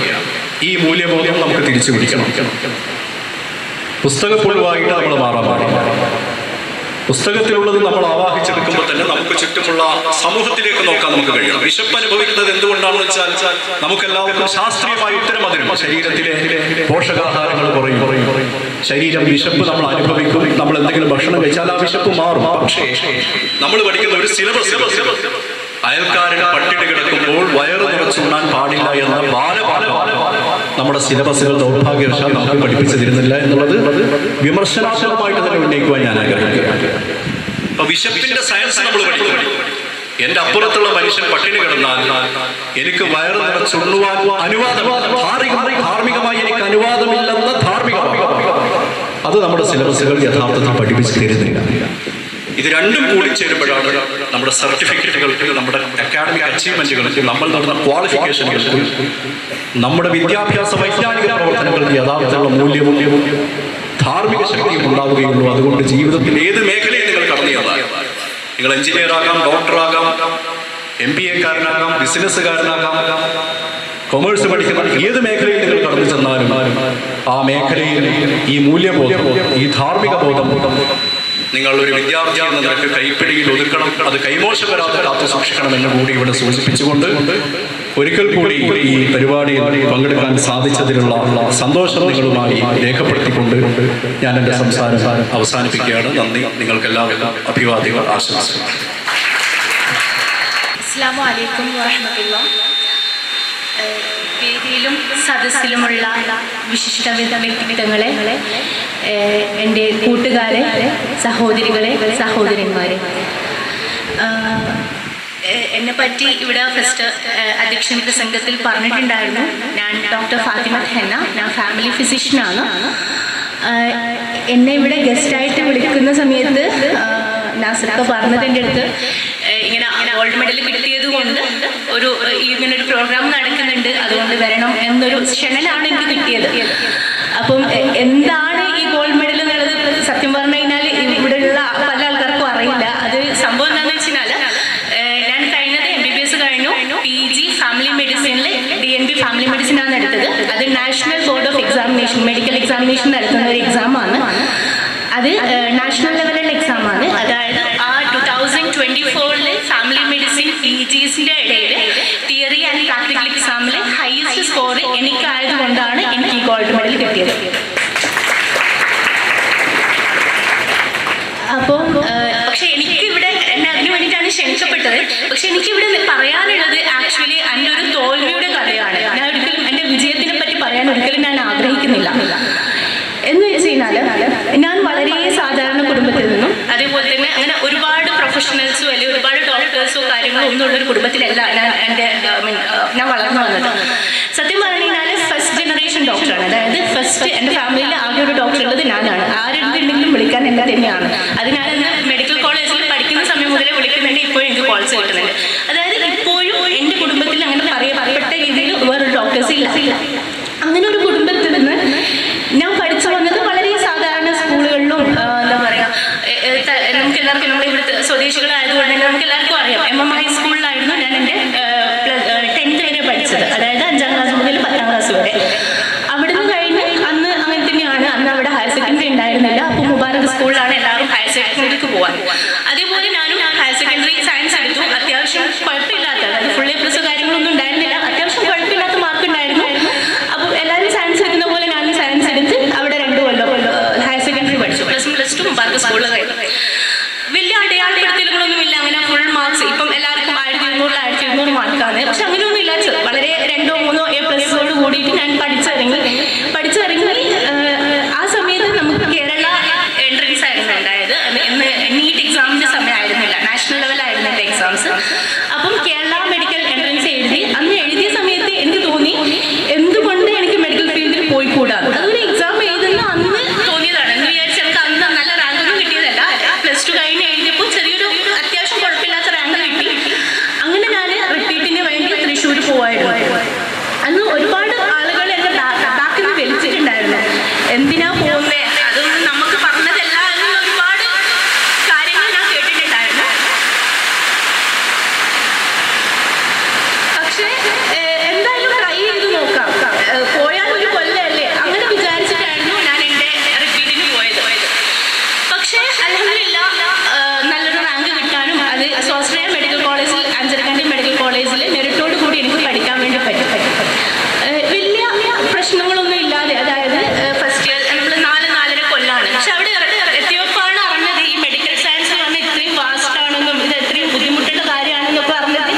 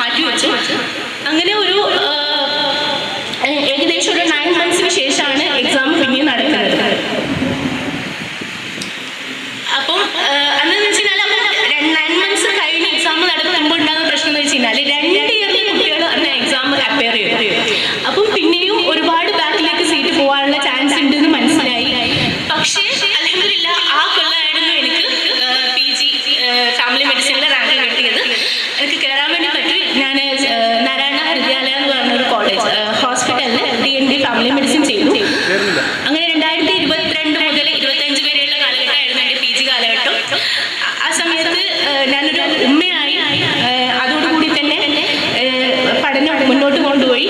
ആ 2025 DND ഫാമിലി മെഡിസിനിലായിരുന്നു എനിക്ക് ഈ അതായത് ഹയസ്റ്റ് സ്കോറും അതേപോലെ തന്നെ ഈ ഗോൾഡ് മെഡലും ഞാൻ അർഹയായത്. അപ്പം എനിക്ക് പറയാനുള്ളത് ആകെ അതായത് നമ്മൾ തോൽവികൾ എപ്പോഴും നമ്മളൊരു വിജയത്തിലേക്കുള്ള ഒരു പാത തന്നെയാണ്. നമ്മൾ പറയുന്നത് കേൾക്കുമ്പോൾ ഭയങ്കര ഈസിയാണ്, പക്ഷെ ആ തോൽവിയിൽ നിൽക്കുമ്പോൾ അത് നമുക്ക് മുമ്പോട്ടേക്ക് കയറാൻ കുറച്ച് ബുദ്ധിമുട്ടുണ്ടെന്ന് തോന്നും. പക്ഷേ ആ സമയത്താണ് നിങ്ങൾ എല്ലാവരും നിങ്ങളെ പഠിച്ചോളിൽ ഏറ്റവും കൂടുതൽ ബലമേൽപ്പിക്കേണ്ടത്. അപ്പം ഇന്ന് കാണുന്ന മക്കൾക്കൊക്കെ ചെറിയ ഒരു എക്സാം അതായത് ക്ലാസ് ടെസ്റ്റിന് പോലും മാർക്ക് കുറയുന്ന സമയത്ത് ഒരുപാട് ഡിപ്രഷനിലേക്ക് പോവുകയാണ്, അല്ലെങ്കിൽ ലവ് ഫേസ് അങ്ങനെ പല കാര്യങ്ങൾക്കും പെട്ടെന്ന് ഡിപ്രഷനിലേക്ക് പോകുന്ന ഒരു തരം കുട്ടികളെയും കൂട്ടുകാരെയും കാണാൻ വേണ്ടി പറ്റുന്നുണ്ട്.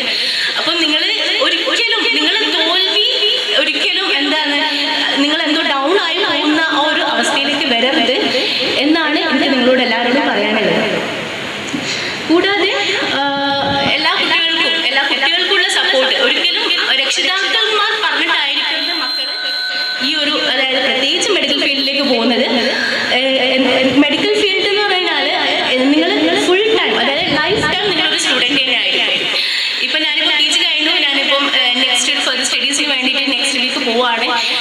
ഇപ്പോഴും ഒരു 1 or 2 hours ഡെയിലി പഠിക്കാൻ വേണ്ടി ഇരിക്കേണ്ട ഒരു അവസ്ഥയാണ് ഒരു മെഡിക്കൽ ഡോക്ടറെ സംബന്ധിച്ചിടത്തോളം. അതായത് ഡെയിലി നമ്മൾ അപ്ഡേറ്റഡ് ആവേണ്ടതാണ്. അതുകൊണ്ട് തന്നെ ഞാൻ പറഞ്ഞു വരുന്നത് നിങ്ങളെ ഇഷ്ടത്തോട് കൂടിയിട്ട് നിങ്ങൾ മെഡിക്കൽ ഫീൽഡിലേക്ക് പോകണം. എന്ത് ഫീൽഡാണെങ്കിലും മക്കൾ അതിനുവേണ്ടി നന്നായിട്ട് നിങ്ങൾ തന്നെ റിസർച്ച് ചെയ്യും. ഇപ്പം AI-ന്റെ കാലമാണ്, ഒരുപാട് കാര്യങ്ങൾ നിങ്ങളെ ഫോണിൽ കിട്ടുന്ന ഒരു കാലമാണ്. അപ്പം അതേപോലെ തന്നെ നിങ്ങൾ മറ്റുള്ള പ്രൊഫഷണൽസിനോടും സംസാരിക്കുക.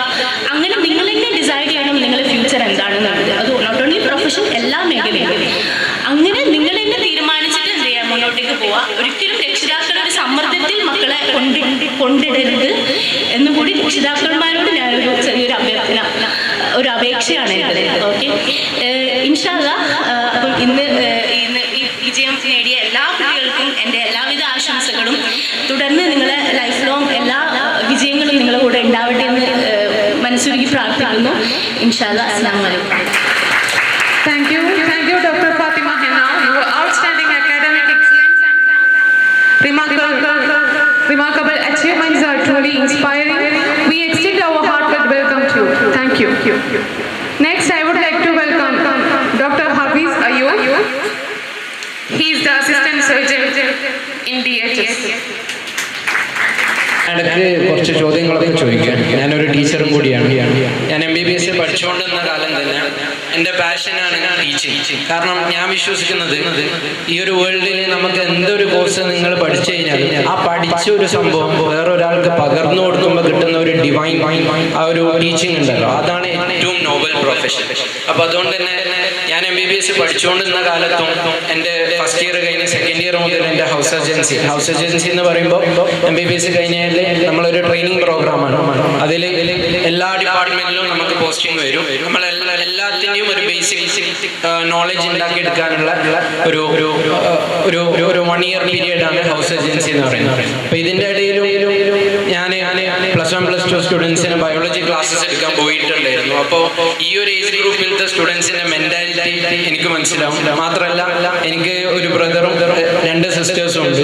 അല്ലെങ്കിൽ 2 പേര് എൻ്റെ ഇളയതാണ്. അപ്പോൾ അവരും ഇതേ ഏജ് ഗ്രൂപ്പാണ്. അപ്പോൾ നിങ്ങളെ കുറച്ചും കൂടി എനിക്ക് ബെറ്റർ ആയിട്ട് മനസ്സിലാക്കാൻ പറ്റും. അപ്പോൾ കഴിഞ്ഞ 1 മണിക്കൂറായിട്ട് ഇരിക്കുകയല്ല, എല്ലാവരും ഒന്ന് കൈയൊന്ന് പൊന്തിച്ച് നിങ്ങൾ കേൾക്കുന്നുണ്ടോ എന്നൊന്നും അറിയണം.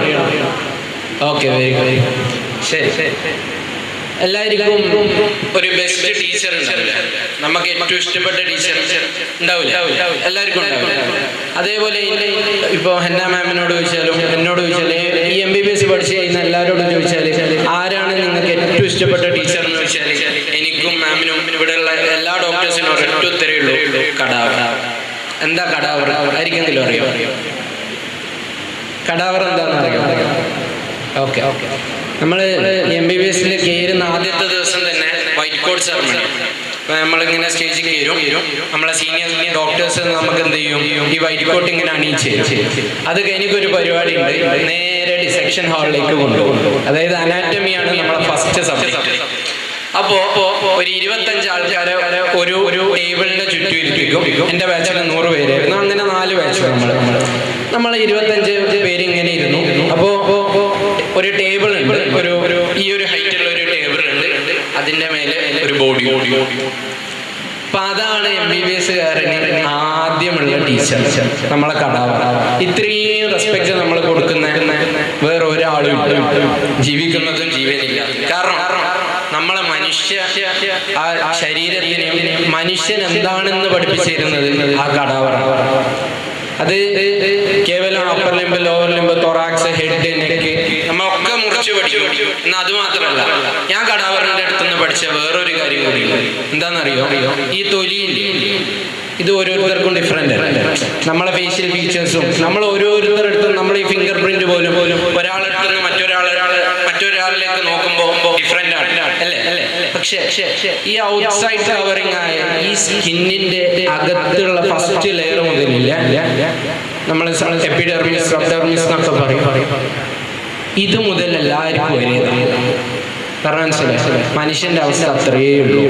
നമ്മളീ കാണിക്കുന്ന പൊങ്ങച്ചും നമ്മളീ കാണിക്കുന്ന അഹങ്കാരവും, അല്ലെങ്കിൽ നമ്മൾ എന്തെങ്കിലും നേടിക്കഴിഞ്ഞാൽ നമുക്ക് വരുന്ന അഹംഭാവവും, അതൊക്കെ ഈ ഒരൊറ്റ തൊലിപ്പുറത്ത് ആ ഒരൊറ്റ ഡിഫറൻസ് നമ്മൾ ഓരോ മനുഷ്യന്മാരും തമ്മിലേ ഉള്ളൂ.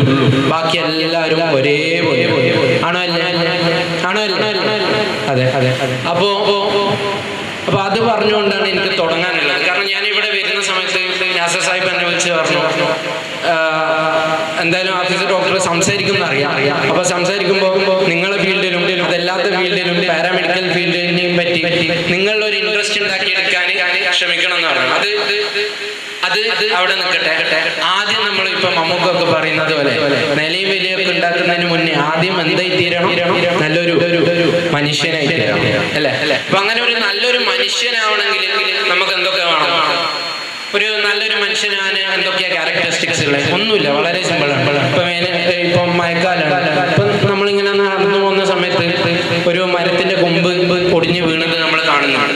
അത് നെഗ്ലക്ട് ചെയ്തിട്ട് നമ്മൾ നടന്നു പോകുന്നുണ്ടെങ്കിൽ നമ്മൾ നല്ലൊരു മനുഷ്യനല്ല, കേവലം ഒരു പേരുള്ള ഒരു മറ്റു ലിവിങ് ലിങ്സ് പോലെ ഒരാൾ മാത്രമാണ്. ആണോ അല്ലേ? എന്നാൽ അതല്ല, നമ്മൾ എന്ത് ചെയ്യണം? അതൊന്ന് മെല്ലെ മാറ്റി വെക്കുന്നുണ്ടെങ്കിൽ അതൊരു മനുഷ്യനാണ്. നേരെ മറിച്ച് നമ്മളൊരു യാത്ര ചെയ്യാണ്, ഒരു ട്രെയിനിൽ പോവാണ്, അല്ലെ ബസ്സിൽ പോവാണ്. ആ സമയത്ത് ഒരു കൈക്കുഞ്ഞ് ഒരമ്മ ഒരു കൈക്കുഞ്ഞായിട്ട് നിൽക്കുന്നുണ്ട്. അപ്പൊ നമ്മൾ അവിടെ ഇരുന്ന് നമ്മൾ ഇൻസ്റ്റയിലോ അല്ല വാട്സപ്പിലോ ഒരാളോട് ചാറ്റ് ചെയ്യുന്നുണ്ടെങ്കിൽ അത് മനുഷ്യത്വമല്ല. മനസ്സിലായി? അതേപോലെ തന്നെ ഇപ്പൊ നേരത്തെ നമ്മളെ ചീഫ് ഗസ്റ്റ് സാറ് പറഞ്ഞുണ്ടായി, അയൽപ്പക്കത്ത് വിശക്കുന്ന സമയത്ത് നമ്മൾ ഇവിടുന്ന് ഭക്ഷണം ഉണ്ടാക്കിയിട്ട് കഴിക്കുന്നത് അതും മനുഷ്യത്വമല്ല. അപ്പൊ നമുക്ക് എങ്ങനെ മനസ്സിലാവും നമ്മളെ അയൽപ്പക്കത്ത് അവിടെ ബുദ്ധിമുട്ടുണ്ടോ ഇല്ലയോ എന്നൊക്കെ എങ്ങനെ മനസ്സിലാവും? അത് എന്റെ ബാക്കിലിരിക്കുന്ന പാരന്റ്സിന്റെയും കൂടി ഒരു ഉത്തരവാദിത്തമാണ്. കാരണം എന്റെ അനാറ്റമി പ്രൊഫസർ എപ്പോഴും പറയുന്ന ഒരു കാര്യമുണ്ട്, what your mind nose your I സീസ്. അതായത് എന്നെ പഠിപ്പിച്ച ഒരു കാര്യം അല്ലെങ്കിൽ ഞാൻ പഠിച്ച ഒരു കാര്യം അത് മാത്രമേ എനിക്ക് കാണാൻ പറ്റും. അപ്പൊ ഈ അനുകമ്പ, എമ്പതി, സിമ്പതി എന്ന് പറയുന്ന കാര്യം അതൊരിക്കലും ഒരു ബുക്കിലൂടെ പഠിപ്പിക്കാൻ പറ്റുന്ന ഒരു കാര്യമല്ല. ഒരു കുട്ടിയുടെ ആദ്യത്തെ പഠനം എന്ന് പറയുന്നത് അവരെ വീട്ടിൽ നിന്നാണ് തുടങ്ങുന്നത്. അപ്പൊ നമ്മൾ വേണം അടുത്ത തലമുറക്ക് അത് കൈമാറി കൊടുക്കാൻ. അതെങ്ങനെ പറ്റും? ഇപ്പോ ഒരു ഈദ് വരികയാണ്, അപ്പൊ എന്തായാലും എല്ലാവരും വീട്ടിലും ബിരിയാണി ഉണ്ടാക്കില്ല. അപ്പൊ അപ്പുറത്തെ വീട്ടിലും എന്തായാലും ഉണ്ടാക്കുന്നുണ്ട് എന്ന് നമുക്കറിയാം. പക്ഷെ നമ്മൾ എന്ത് ചെയ്യണം എന്നറിയോ? ചെറിയൊരു പോർഷൻ ഇപ്പോ ഒരു 2 വീട് അപ്പുറത്തും ഉണ്ടെങ്കിൽ കൊടുക്കണം. അത് മക്കൾ കാണണം. അത് മക്കളെ കയ്യിൽ കൊടുത്തു വിട്ടിട്ട് അവരപ്പുറത്തേക്ക് കൊടുത്ത് എത്തിക്കണം. അപ്പോ അതിലൂടെയാണ്, അതായത് ലീഡ് ബൈ എക്സാമ്പിൾ, ആ ഒരു കാര്യമാണ് ഞാനിവിടെ പറയാൻ ഉദ്ദേശിക്കുന്നത്. അപ്പൊ ഞാൻ പറഞ്ഞതുപോലെ തന്നെ വാട്ട് മൈൻഡ് നോസ് ഐ സീസ്. ഇപ്പം 10ാം ക്ലാസ് കഴിഞ്ഞ് ഓൾമോസ്റ്റ് എല്ലാവരും ഇപ്പോ ഇവിടെ വന്നിരിക്കുന്നത് ഇപ്പോ അവാർഡ് സ്വീകരിക്കാൻ വേണ്ടിയിട്ടാണ്. അപ്പോ ഈ 10ാം ക്ലാസ് വരെ ഞാൻ കണ്ടിടത്തോളം, ഞാനിപ്പോ കുറെ കുട്ടികളെയും കാണുന്നുണ്ടല്ലോ, അപ്പൊ അതിൽ നിന്ന് ഞാൻ മനസ്സിലാക്കുന്നത് ഈ 10ാം ക്ലാസ് വരെ മാതാപിതാക്കൾ നല്ലോണം കെയർ ചെയ്യും. അതായത് എവിടെ പോകുന്നുണ്ടെങ്കിലും റെസ്ട്രിക്ഷൻസ് ഉണ്ടാവും, ഇരുന്ന് പഠിക്കുക, ലൈഫിന്റെ ഏറ്റവും വലിയ ടേണിംഗ് പോയിന്റ് ആണ് 10th എന്നൊക്കെ പറഞ്ഞിട്ട് നല്ല കെയറും കൊടുക്കും, നല്ല ട്യൂഷനൊക്കെ അയക്കും, ഒക്കെ ചെയ്യും. പക്ഷെ 10ാം ക്ലാസ് കഴിഞ്ഞ് ഒരു അലോട്ട്മെന്റ് ഒക്കെ വന്നതിന് ശേഷം പിന്നെ ഒരു ഡിഗ്രി ഓഫ് ഫ്രീഡം അല്ലെങ്കിൽ അത് കൊടുക്കേണ്ടതാണ്, എന്തായാലും കൊടുത്തിരിക്കണം. കാരണം ഈ ഒരു ഏജ് ഗ്രൂപ്പിലാണ് ഇവിടെയുള്ള ഓരോ മക്കളും സ്വന്തമായിട്ട് അവരുടെ ആറ്റിറ്റ്യൂഡും സ്വന്തമായിട്ട് ഒരു സെൽഫ് റെസ്പെക്റ്റും ഡെവലപ്പ് ചെയ്തെടുക്കുന്ന ഒരു ടൈം. ആ ഫ്രീഡം അവിടെ കൊടുത്തുകൊണ്ട് തന്നെ പക്ഷെ അവരെ പഠന കാര്യത്തിൽ കുറച്ചും കൂടി ഒന്ന് ശ്രദ്ധ പുലർത്തണം എന്നാണ് എനിക്ക് പറയാനുള്ളത്. കാരണം +1 +2 നമ്മൾ വിചാരിക്കുന്ന പോലെ അല്ല. ഇപ്പൊ കൊമേഴ്സ് എടുത്തു കഴിഞ്ഞാലും സയൻസ് എടുത്തു കഴിഞ്ഞാലും 10th വരെയുള്ള ഒരു വാല്യുവേഷൻ അല്ല +1 +2 നമുക്ക് കാണാൻ പറ്റുന്നത്. കുറച്ചും കൂടി സീരിയസ് സ്റ്റഡിയാണ്. കാരണം ഇതേ +2 കാരനാണ് അടുത്ത ഇപ്പൊ നീറ്റ് UG ക്ലിയർ ചെയ്ത് കഴിഞ്ഞാൽ ഡിസെക്ഷൻ ഹാളിൽ പോയിട്ട് കടാവറിന്റെ മുന്നിൽ നിൽക്കേണ്ടത്. ഇതേ +2 കാരനാണ് ഒരു പൈലറ്റ് ആവുന്നുണ്ടെങ്കിൽ ആ കോക്പിറ്റിന്റെ മുന്നിൽ പോയിട്ട് നിൽക്കേണ്ടത്. ഇതേ +2 കാരനാണ് ഒരു എഞ്ചിനീയർ ആവുന്നുണ്ടെങ്കിൽ അടുത്ത ഹയർ മാത്തമാറ്റിക്സും പിന്നെ മെഷീനറിയും ഹാൻഡിൽ ചെയ്യേണ്ടതാണ്. അപ്പൊ അത്രയും മെച്യൂരിറ്റി ഡിമാൻഡ് ചെയ്യുന്ന കോഴ്സുകളാണ് +2 ശേഷം വരുന്നത്. അപ്പോൾ +1 +2 മക്കളെ നിങ്ങൾ എത്രത്തോളം എഫേർട്ട് ഇട്ടോ 10th അതിനേക്കാളും എഫേർട്ട് ഇട്ട് പഠിക്കേണ്ട ഒരു 2 വർഷമാണ്. അപ്പോ 10th മാത്രമല്ല +2 ടേണിംഗ് പോയിന്റ് ആണ്. ഇത് കഴിഞ്ഞിട്ട് നിങ്ങൾ കോളേജിൽ കയറി കഴിഞ്ഞാൽ അവർ പറയും അത് കഴിഞ്ഞാലും അത് ടേണിംഗ് പോയിന്റ് ആണ്. ഇപ്പൊ ഹെന്ന മാം പറഞ്ഞതുപോലെ തന്നെ MBBS കഴിഞ്ഞിട്ടും കാര്യമില്ല, അത് കഴിഞ്ഞ് PG ഉണ്ട്, PG കഴിഞ്ഞാൽ ഫെലോഷിപ്പ് ഉണ്ട്. ഒരു കണ്ടിന്യൂഡ് ലേണറാണ് ഓരോ വിദ്യാർത്ഥി. അപ്പോൾ പഠനം എന്ന് പറയുന്ന ഒരു കാര്യം നമ്മൾ വിട്ടിട്ട് 10th കഴിഞ്ഞാലും പോകുന്നില്ല, +2 കഴിഞ്ഞാലും പോകുന്നില്ല എന്നുള്ള ഒരു റിയാലിറ്റി എല്ലാവരും മനസ്സിലാക്കുക. രണ്ടാമത് എനിക്ക് പറയാനുള്ളത്, ഇപ്പോൾ നിങ്ങളെല്ലാവരും പാരൻസും ബാക്കിലിരിക്കുന്നുണ്ട്. നമ്മളെ ലൈഫിൽ നമ്മൾ എവിടെ എത്തിക്കഴിഞ്ഞാലും ഒരിക്കലും മറക്കാൻ പാടില്ലാത്ത 2 പേര്, അതാണ് നമ്മളെ ഉപ്പ ഉമ്മ അല്ലെങ്കിൽ അച്ഛനമ്മ. കാരണം അവര് ഇട്ട എഫേർട്ട് അതാണ് നിങ്ങളിപ്പോൾ മുമ്പിൽ ഇവിടെ ഇരുത്തിയിട്ടുള്ളത്. ഒരിക്കലും മറക്കാൻ പാടില്ല. കാരണം ഞാൻ എൻ്റെ ഉമ്മാനോട് പിന്നെയും ഒരുപാട് റെസ്പെക്റ്റ് ഉണ്ട്. അത് മാത്രമല്ല അത് പറഞ്ഞപ്പോഴാണ് എനിക്ക് പെട്ടെന്നൊരു ചെറിയൊരു കഥ ഓർമ്മ വന്നത്. നേരത്തെ ഹെന്ന മാം ഇവിടെ ഫെയിലിയറിനെ പറ്റി പറഞ്ഞു. എനിക്ക് ഫെയിലിയർ കുറച്ച് ഏർലിയാണ്. എല്ലാവരും ഇവിടെ 2ാം ക്ലാസ് പാസ്.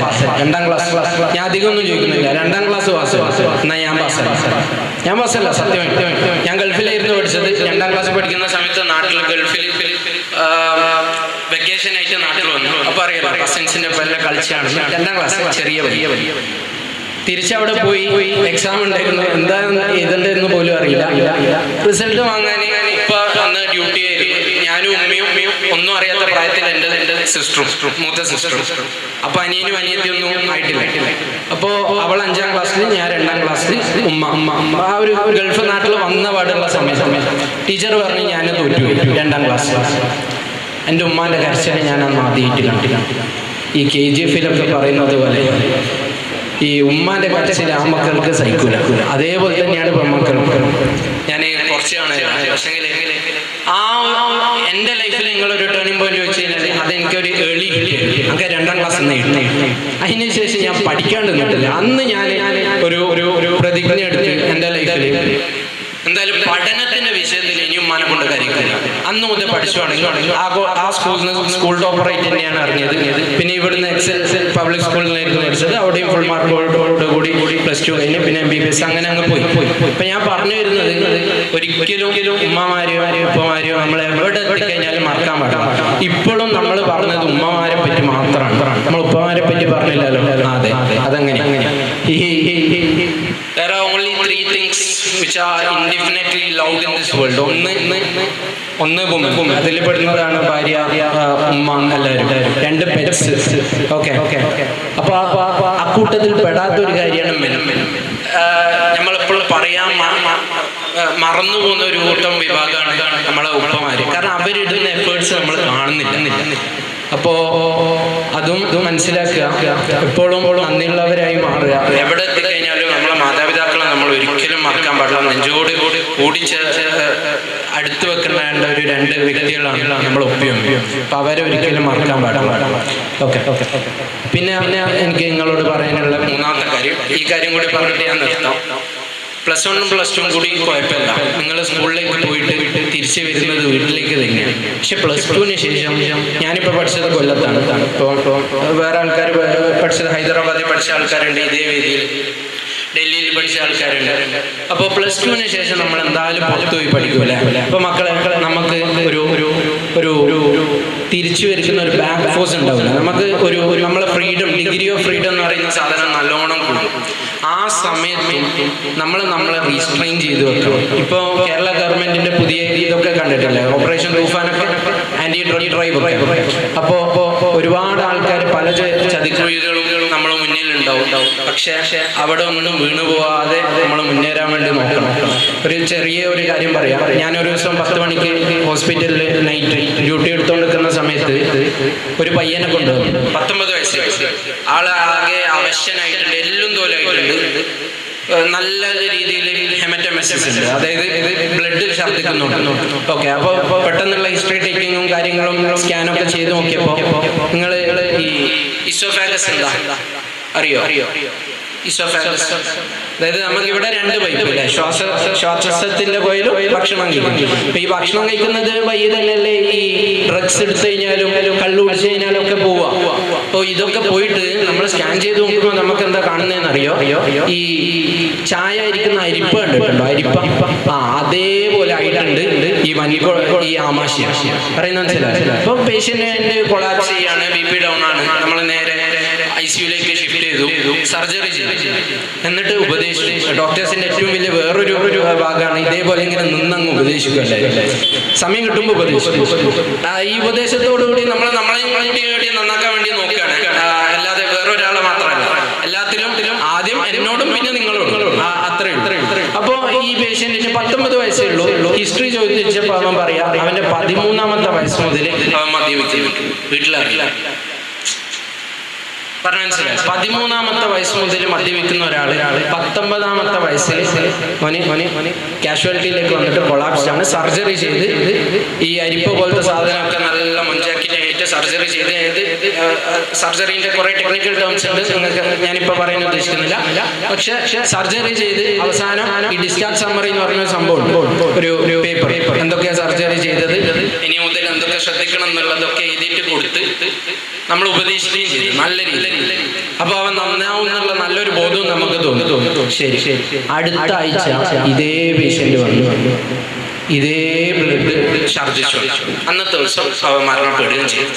അപ്പോ എത്ര വയസ്സായിരുന്നു അയാൾക്ക്? നിങ്ങൾ ശ്രദ്ധിച്ചിട്ടുണ്ടോ നോക്കട്ടെ, എത്ര വയസ്സായി? 19 വയസ്സ് അല്ലേ? ഇവിടെ ഇരിക്കുന്ന ആൾക്കാർക്ക് എല്ലാവർക്കും ഒരു 12 വയസ്സിന് മേലെയല്ലേ ഇരിക്കില്ല? അതായത് നിങ്ങളെ പ്രായത്തിലാണ് ഈ സംഭവം ഉപയോഗിക്കാൻ തുടങ്ങിയിട്ടുണ്ടാവുക. അപ്പോൾ ഇപ്പം നമുക്ക് പുന്നോലത്തെ സാമൂഹിക നേതാക്കന്മാര് ഇവിടെ ഇപ്പം വലിയ പ്രശ്നം ഉണ്ടാവില്ല. പക്ഷെ നിങ്ങൾ ഈ +2 കഴിഞ്ഞിട്ട് പുറത്തു പോകുന്ന സമയത്ത് ഇത് വളരെ സുലഭമായിട്ട് കിട്ടുന്ന ഒരവസ്ഥ വരും. പല പേരുകളിൽ ഇത് അറിയപ്പെടുന്നുണ്ട്. ഇനി ഈ പേര് പറഞ്ഞിട്ട് ഇപ്പോൾ നേരത്തെ സാറ് പറഞ്ഞ പോലെ ChatGPTയും ജെമിനിയും ഒക്കെ ഉള്ളതാണ്. എന്ത് ചോദിച്ചു കഴിഞ്ഞാൽ എവിടെയാ കിട്ടുന്നത് എന്ന് വരെ ലൊക്കേഷൻ വരെ നിങ്ങൾക്ക് വേണമെങ്കിൽ പറഞ്ഞു തരും. അപ്പോൾ അതിന്റെ പേരുകളൊന്നും ഞാൻ പറയുന്നില്ല. പക്ഷെ പല പേരുകളിലായിട്ട് ഇത് വരും. പക്ഷെ ഏത് പേരുകളിൽ വന്നു കഴിഞ്ഞാലും അവസാനം നമ്മൾ ആരോഗ്യം കൊണ്ട് ഇവൻ തിരിച്ചു പോകും. അപ്പൊ ഇതും കൂടി ഞാൻ പറഞ്ഞുകൊണ്ട് എൻ്റെ വാക്കുകൾ ഇവിടെ അവസാനിപ്പിക്കുകയാണ്. ഇപ്പൊ ഓൾറെഡി നിങ്ങൾ ജയിച്ചിട്ടാണ് ഇവിടെ വന്നിട്ടുള്ളത്. ഞാൻ ആക്ച്വലി ഇത് ചേഞ്ച് ഓഫ് ടേബിൾ ആണ്. ഞാനിവിടെ ഇതിന് മുന്നേ വന്നതൊക്കെ ഇതേപോലെ അവിടെയുള്ള ടോക്കൺ ഓഫ് അപ്രീസിയേഷൻ വാങ്ങാനേ കഴിഞ്ഞ കുറച്ച് കാലങ്ങളായിട്ട് വന്നുകൊണ്ടിരുന്നത്. Now the tables have changed. I'm on the stage, I'm on the dais. ഇതേപോലെ തന്നെ ഇവിടെ ഇരിക്കുന്ന ഓരോ കുട്ടികളെയും നാസ സാഹിബ് അല്ലെങ്കിൽ ഈ തണലിലെ ഭാരവാഹികൾ വിളിക്കും എന്ന് ഞാൻ പ്രതീക്ഷിച്ചുകൊണ്ട്, മാത്രമല്ല പുന്നോലിന്റെ പേര് ഈ സ്റ്റേറ്റ് തലത്തിലും ദേശീയ തലത്തിലും അത് മാത്രമല്ല ഇന്റർനാഷണലിയും നമ്മളെ പ്രൗഡാക്കാൻ നിങ്ങൾക്ക് പറ്റുമെന്ന് വിശ്വസിച്ചുകൊണ്ടും പ്രാർത്ഥിച്ചുകൊണ്ടും ഞാൻ എൻ്റെ വാക്കുകൾ അവസാനിപ്പിക്കുകയാണ്. Thank you. Punnol. Before entering to the program, there is a moment distribution for our guests. For the moment of distribution, first I would like to welcome Engineer Shamsir Ibrahim, esteemed chief guest of the program. For giving this award, I would like to welcome PM Abdul Nasir Sahib, Tamil Foundation Chairman.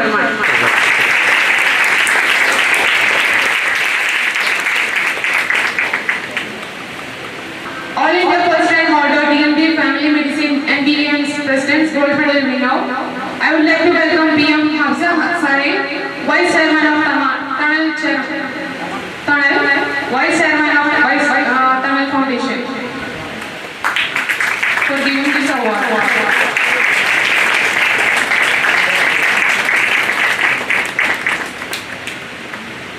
Service Award, E.K. Yusuf Sahib, Secretary of Tamil Foundation.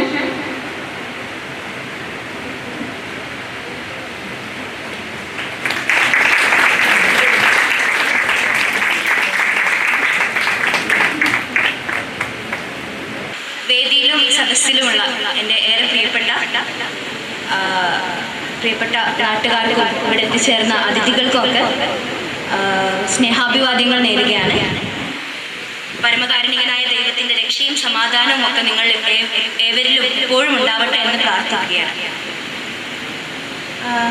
ഞാനിങ്ങനെ കുറേയൊന്നും സംസാരിക്കാനുള്ളതൊന്നുമല്ല, അതുകൊണ്ട് കുറച്ച് കാര്യങ്ങൾ നമ്മളോട് പറഞ്ഞിട്ട് പോകാമെന്ന് വിചാരിക്കുന്നത്. ഇവിടെ നേരത്തെ പരിചയപ്പെടുത്തിയ പോലെ എൻ്റെ പേര് നൂറ. ഞാനിവിടെ നാട്ടുകാരിയാണ്. ഞാൻ ഹൈദരാബാദിലെ English and foreign languages university എന്ന് പറയുന്ന ഒരു യൂണിവേഴ്സിറ്റിയിലാണ് പഠിച്ചത്. ഡിഗ്രിയും PG ഒക്കെ അവിടെ തന്നെയാണ് പഠിച്ചത്. PG ക്ക് വേറെ കുറേ സ്ഥലത്ത് പോകണമെന്ന് ആഗ്രഹം ഉണ്ടായിരുന്നു, പക്ഷെ അഡ്മിഷൻ കിട്ടാത്തതുകൊണ്ട് അവിടെ തന്നെ പഠിക്കേണ്ട വന്നു. ഇത്രയേ ഉള്ളൂ. ഞാൻ ചെറുപ്പം മുതലേ എനിക്കിങ്ങനെ ഉള്ളിലൊരു വാശി ഉണ്ടാവുന്നുണ്ടല്ലോ, പഠിക്കുന്ന ക്ലാസ്സിലൊക്കെ ഒന്നാമതാവണം. ഞാൻ എപ്പോഴും വിചാരിച്ചു എന്നെ കൊണ്ട് അത് ഭയങ്കര ഈസി ആയിട്ട് സാധിക്കും. 1ാം ക്ലാസ് മുതൽ 12ാം ക്ലാസ് വരെ അതെനിക്ക് ഭയങ്കര എളുപ്പമായിരുന്നു. ഞാൻ പഠിച്ചിട്ടോ അല്ലെങ്കിൽ എഫേർട്ട് എടുത്തിട്ടൊന്നുമല്ല, വെറുതെ എടുത്തിട്ടാണെങ്കിൽ ഞാൻ എന്തെങ്കിലുമൊക്കെ കളിച്ചിട്ട് നല്ല മാർക്ക് വാങ്ങുക അല്ലെങ്കിൽ അങ്ങ് രക്ഷപ്പെട്ടു പോകാന്നുള്ള ഒരാളാണ്. പക്ഷേ +2 കഴിഞ്ഞിട്ട് ഡിഗ്രിക്ക് പോകുന്ന സമയത്ത് എനിക്കിങ്ങനെ സെൻട്രൽ യൂണിവേഴ്സിറ്റികളിൽ പോകണമെന്ന് ആഗ്രഹം ഉണ്ടായിരുന്നു. അപ്പം ഇങ്ങനെ സെൻട്രൽ യൂണിവേഴ്സിറ്റി എന്ന് പറഞ്ഞാൽ ഇങ്ങനെ എല്ലാവരും പറയുന്ന കേട്ടിട്ടൊക്കെ ഒരു സെൻട്രൽ യൂണിവേഴ്സിറ്റി പോയി പഠിക്കണം, അത്ര തന്നെ ഉണ്ടായിട്ടുള്ളൂ.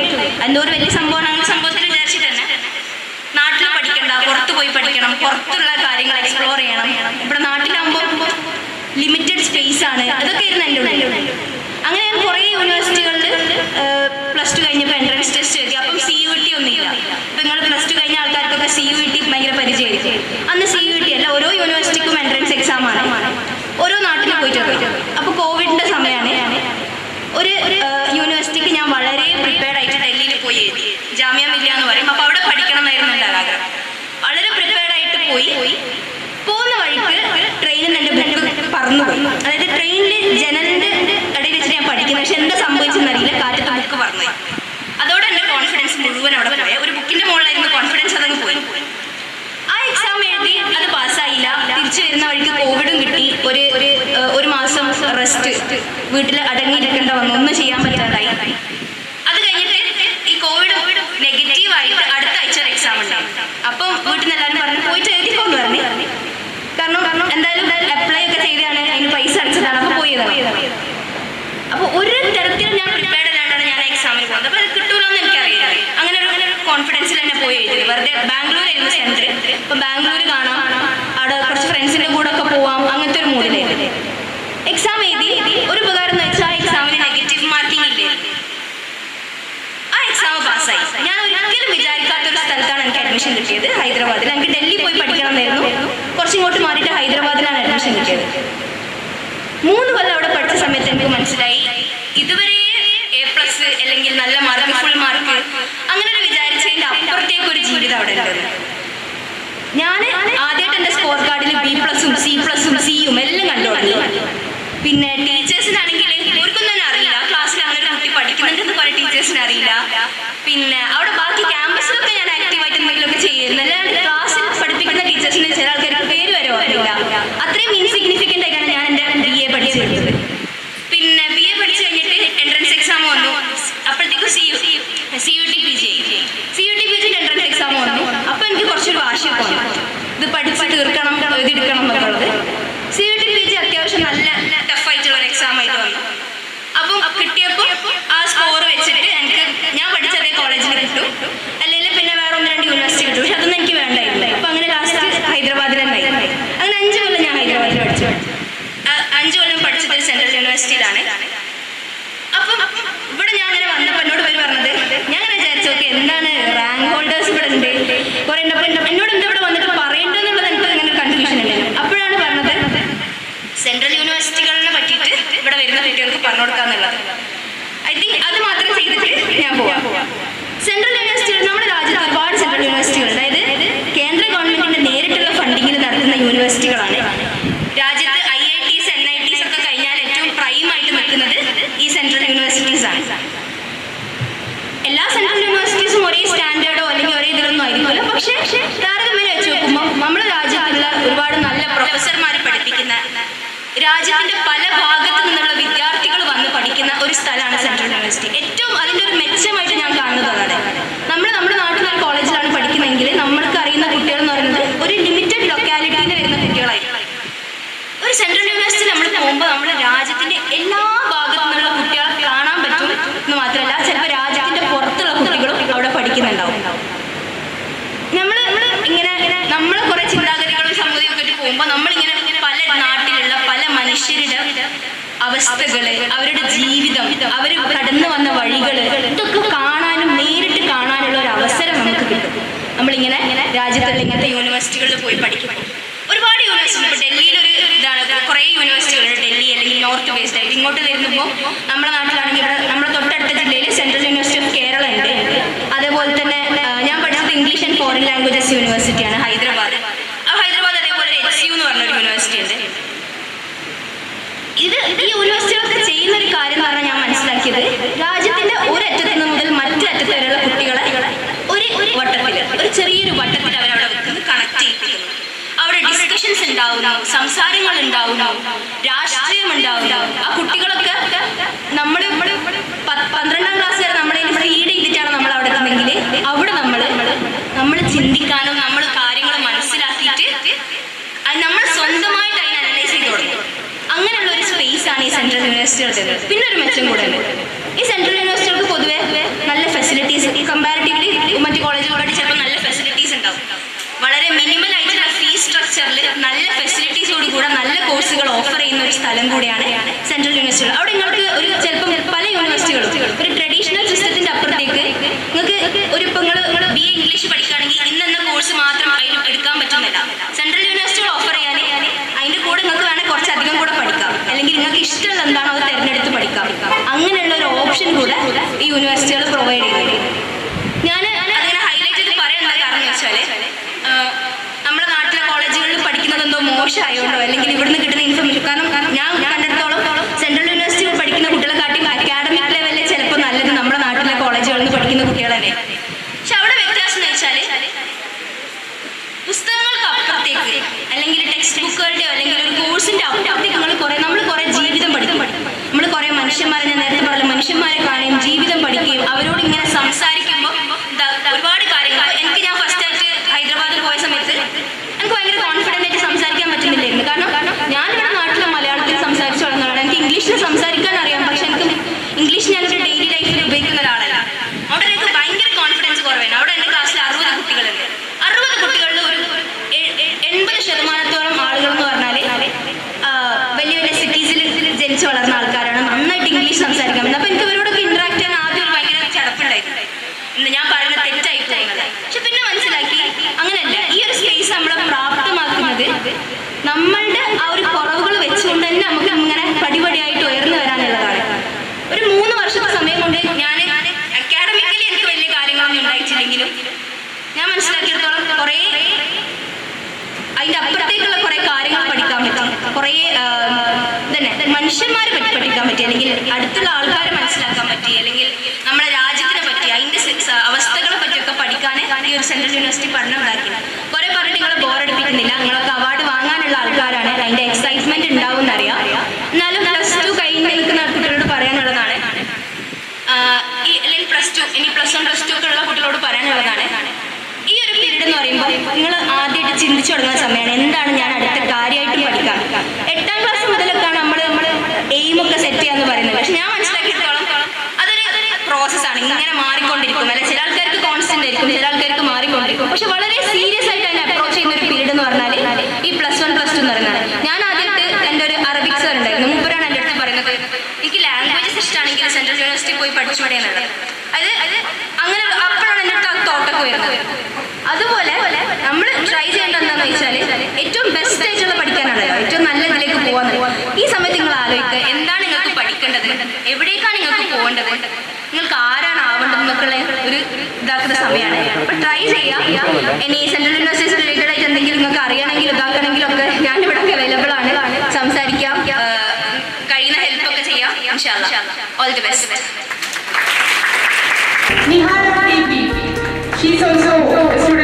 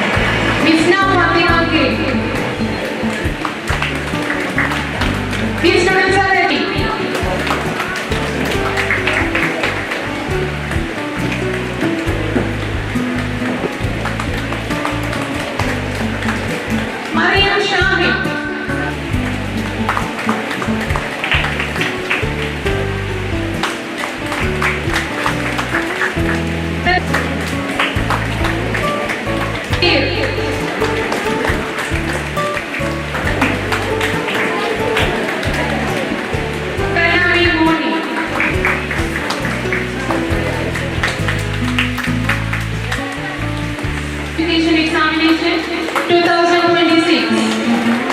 Aryananda. Giving this award, I would like to welcome Nora Mysore, Zayan Kamaluddin,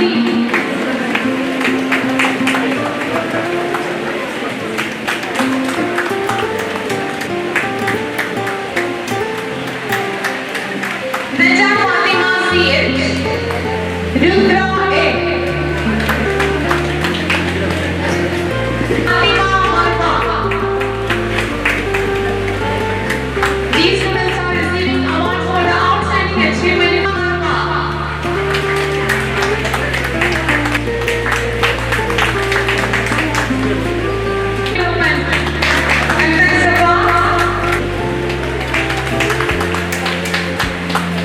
Mizan Ali Rizin. These students are receiving award. Muhammad Aizan Faisal. Fida Fatima K.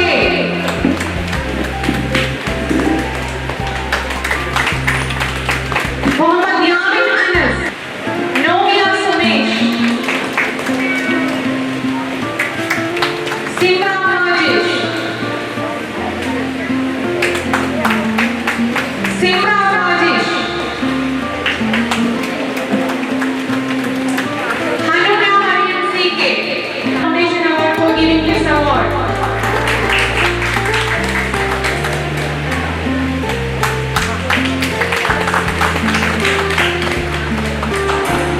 എല്ലാ വിദ്യാർത്ഥികൾക്കും തണലിൻ്റെ ഊഷ്മളമായ അഭിവാദ്യങ്ങളും ഭാവി വിജയാശംസകളും നേരുന്നു. ഏറ്റവും മികച്ച വിദ്യാർത്ഥികളായി, ഏറ്റവും മികച്ച മനുഷ്യരായി നിങ്ങളൊക്കെയും ഈ പരിസരങ്ങളിൽ ഉണ്ടാവട്ടെ എന്ന് പ്രാർത്ഥിക്കുന്നു.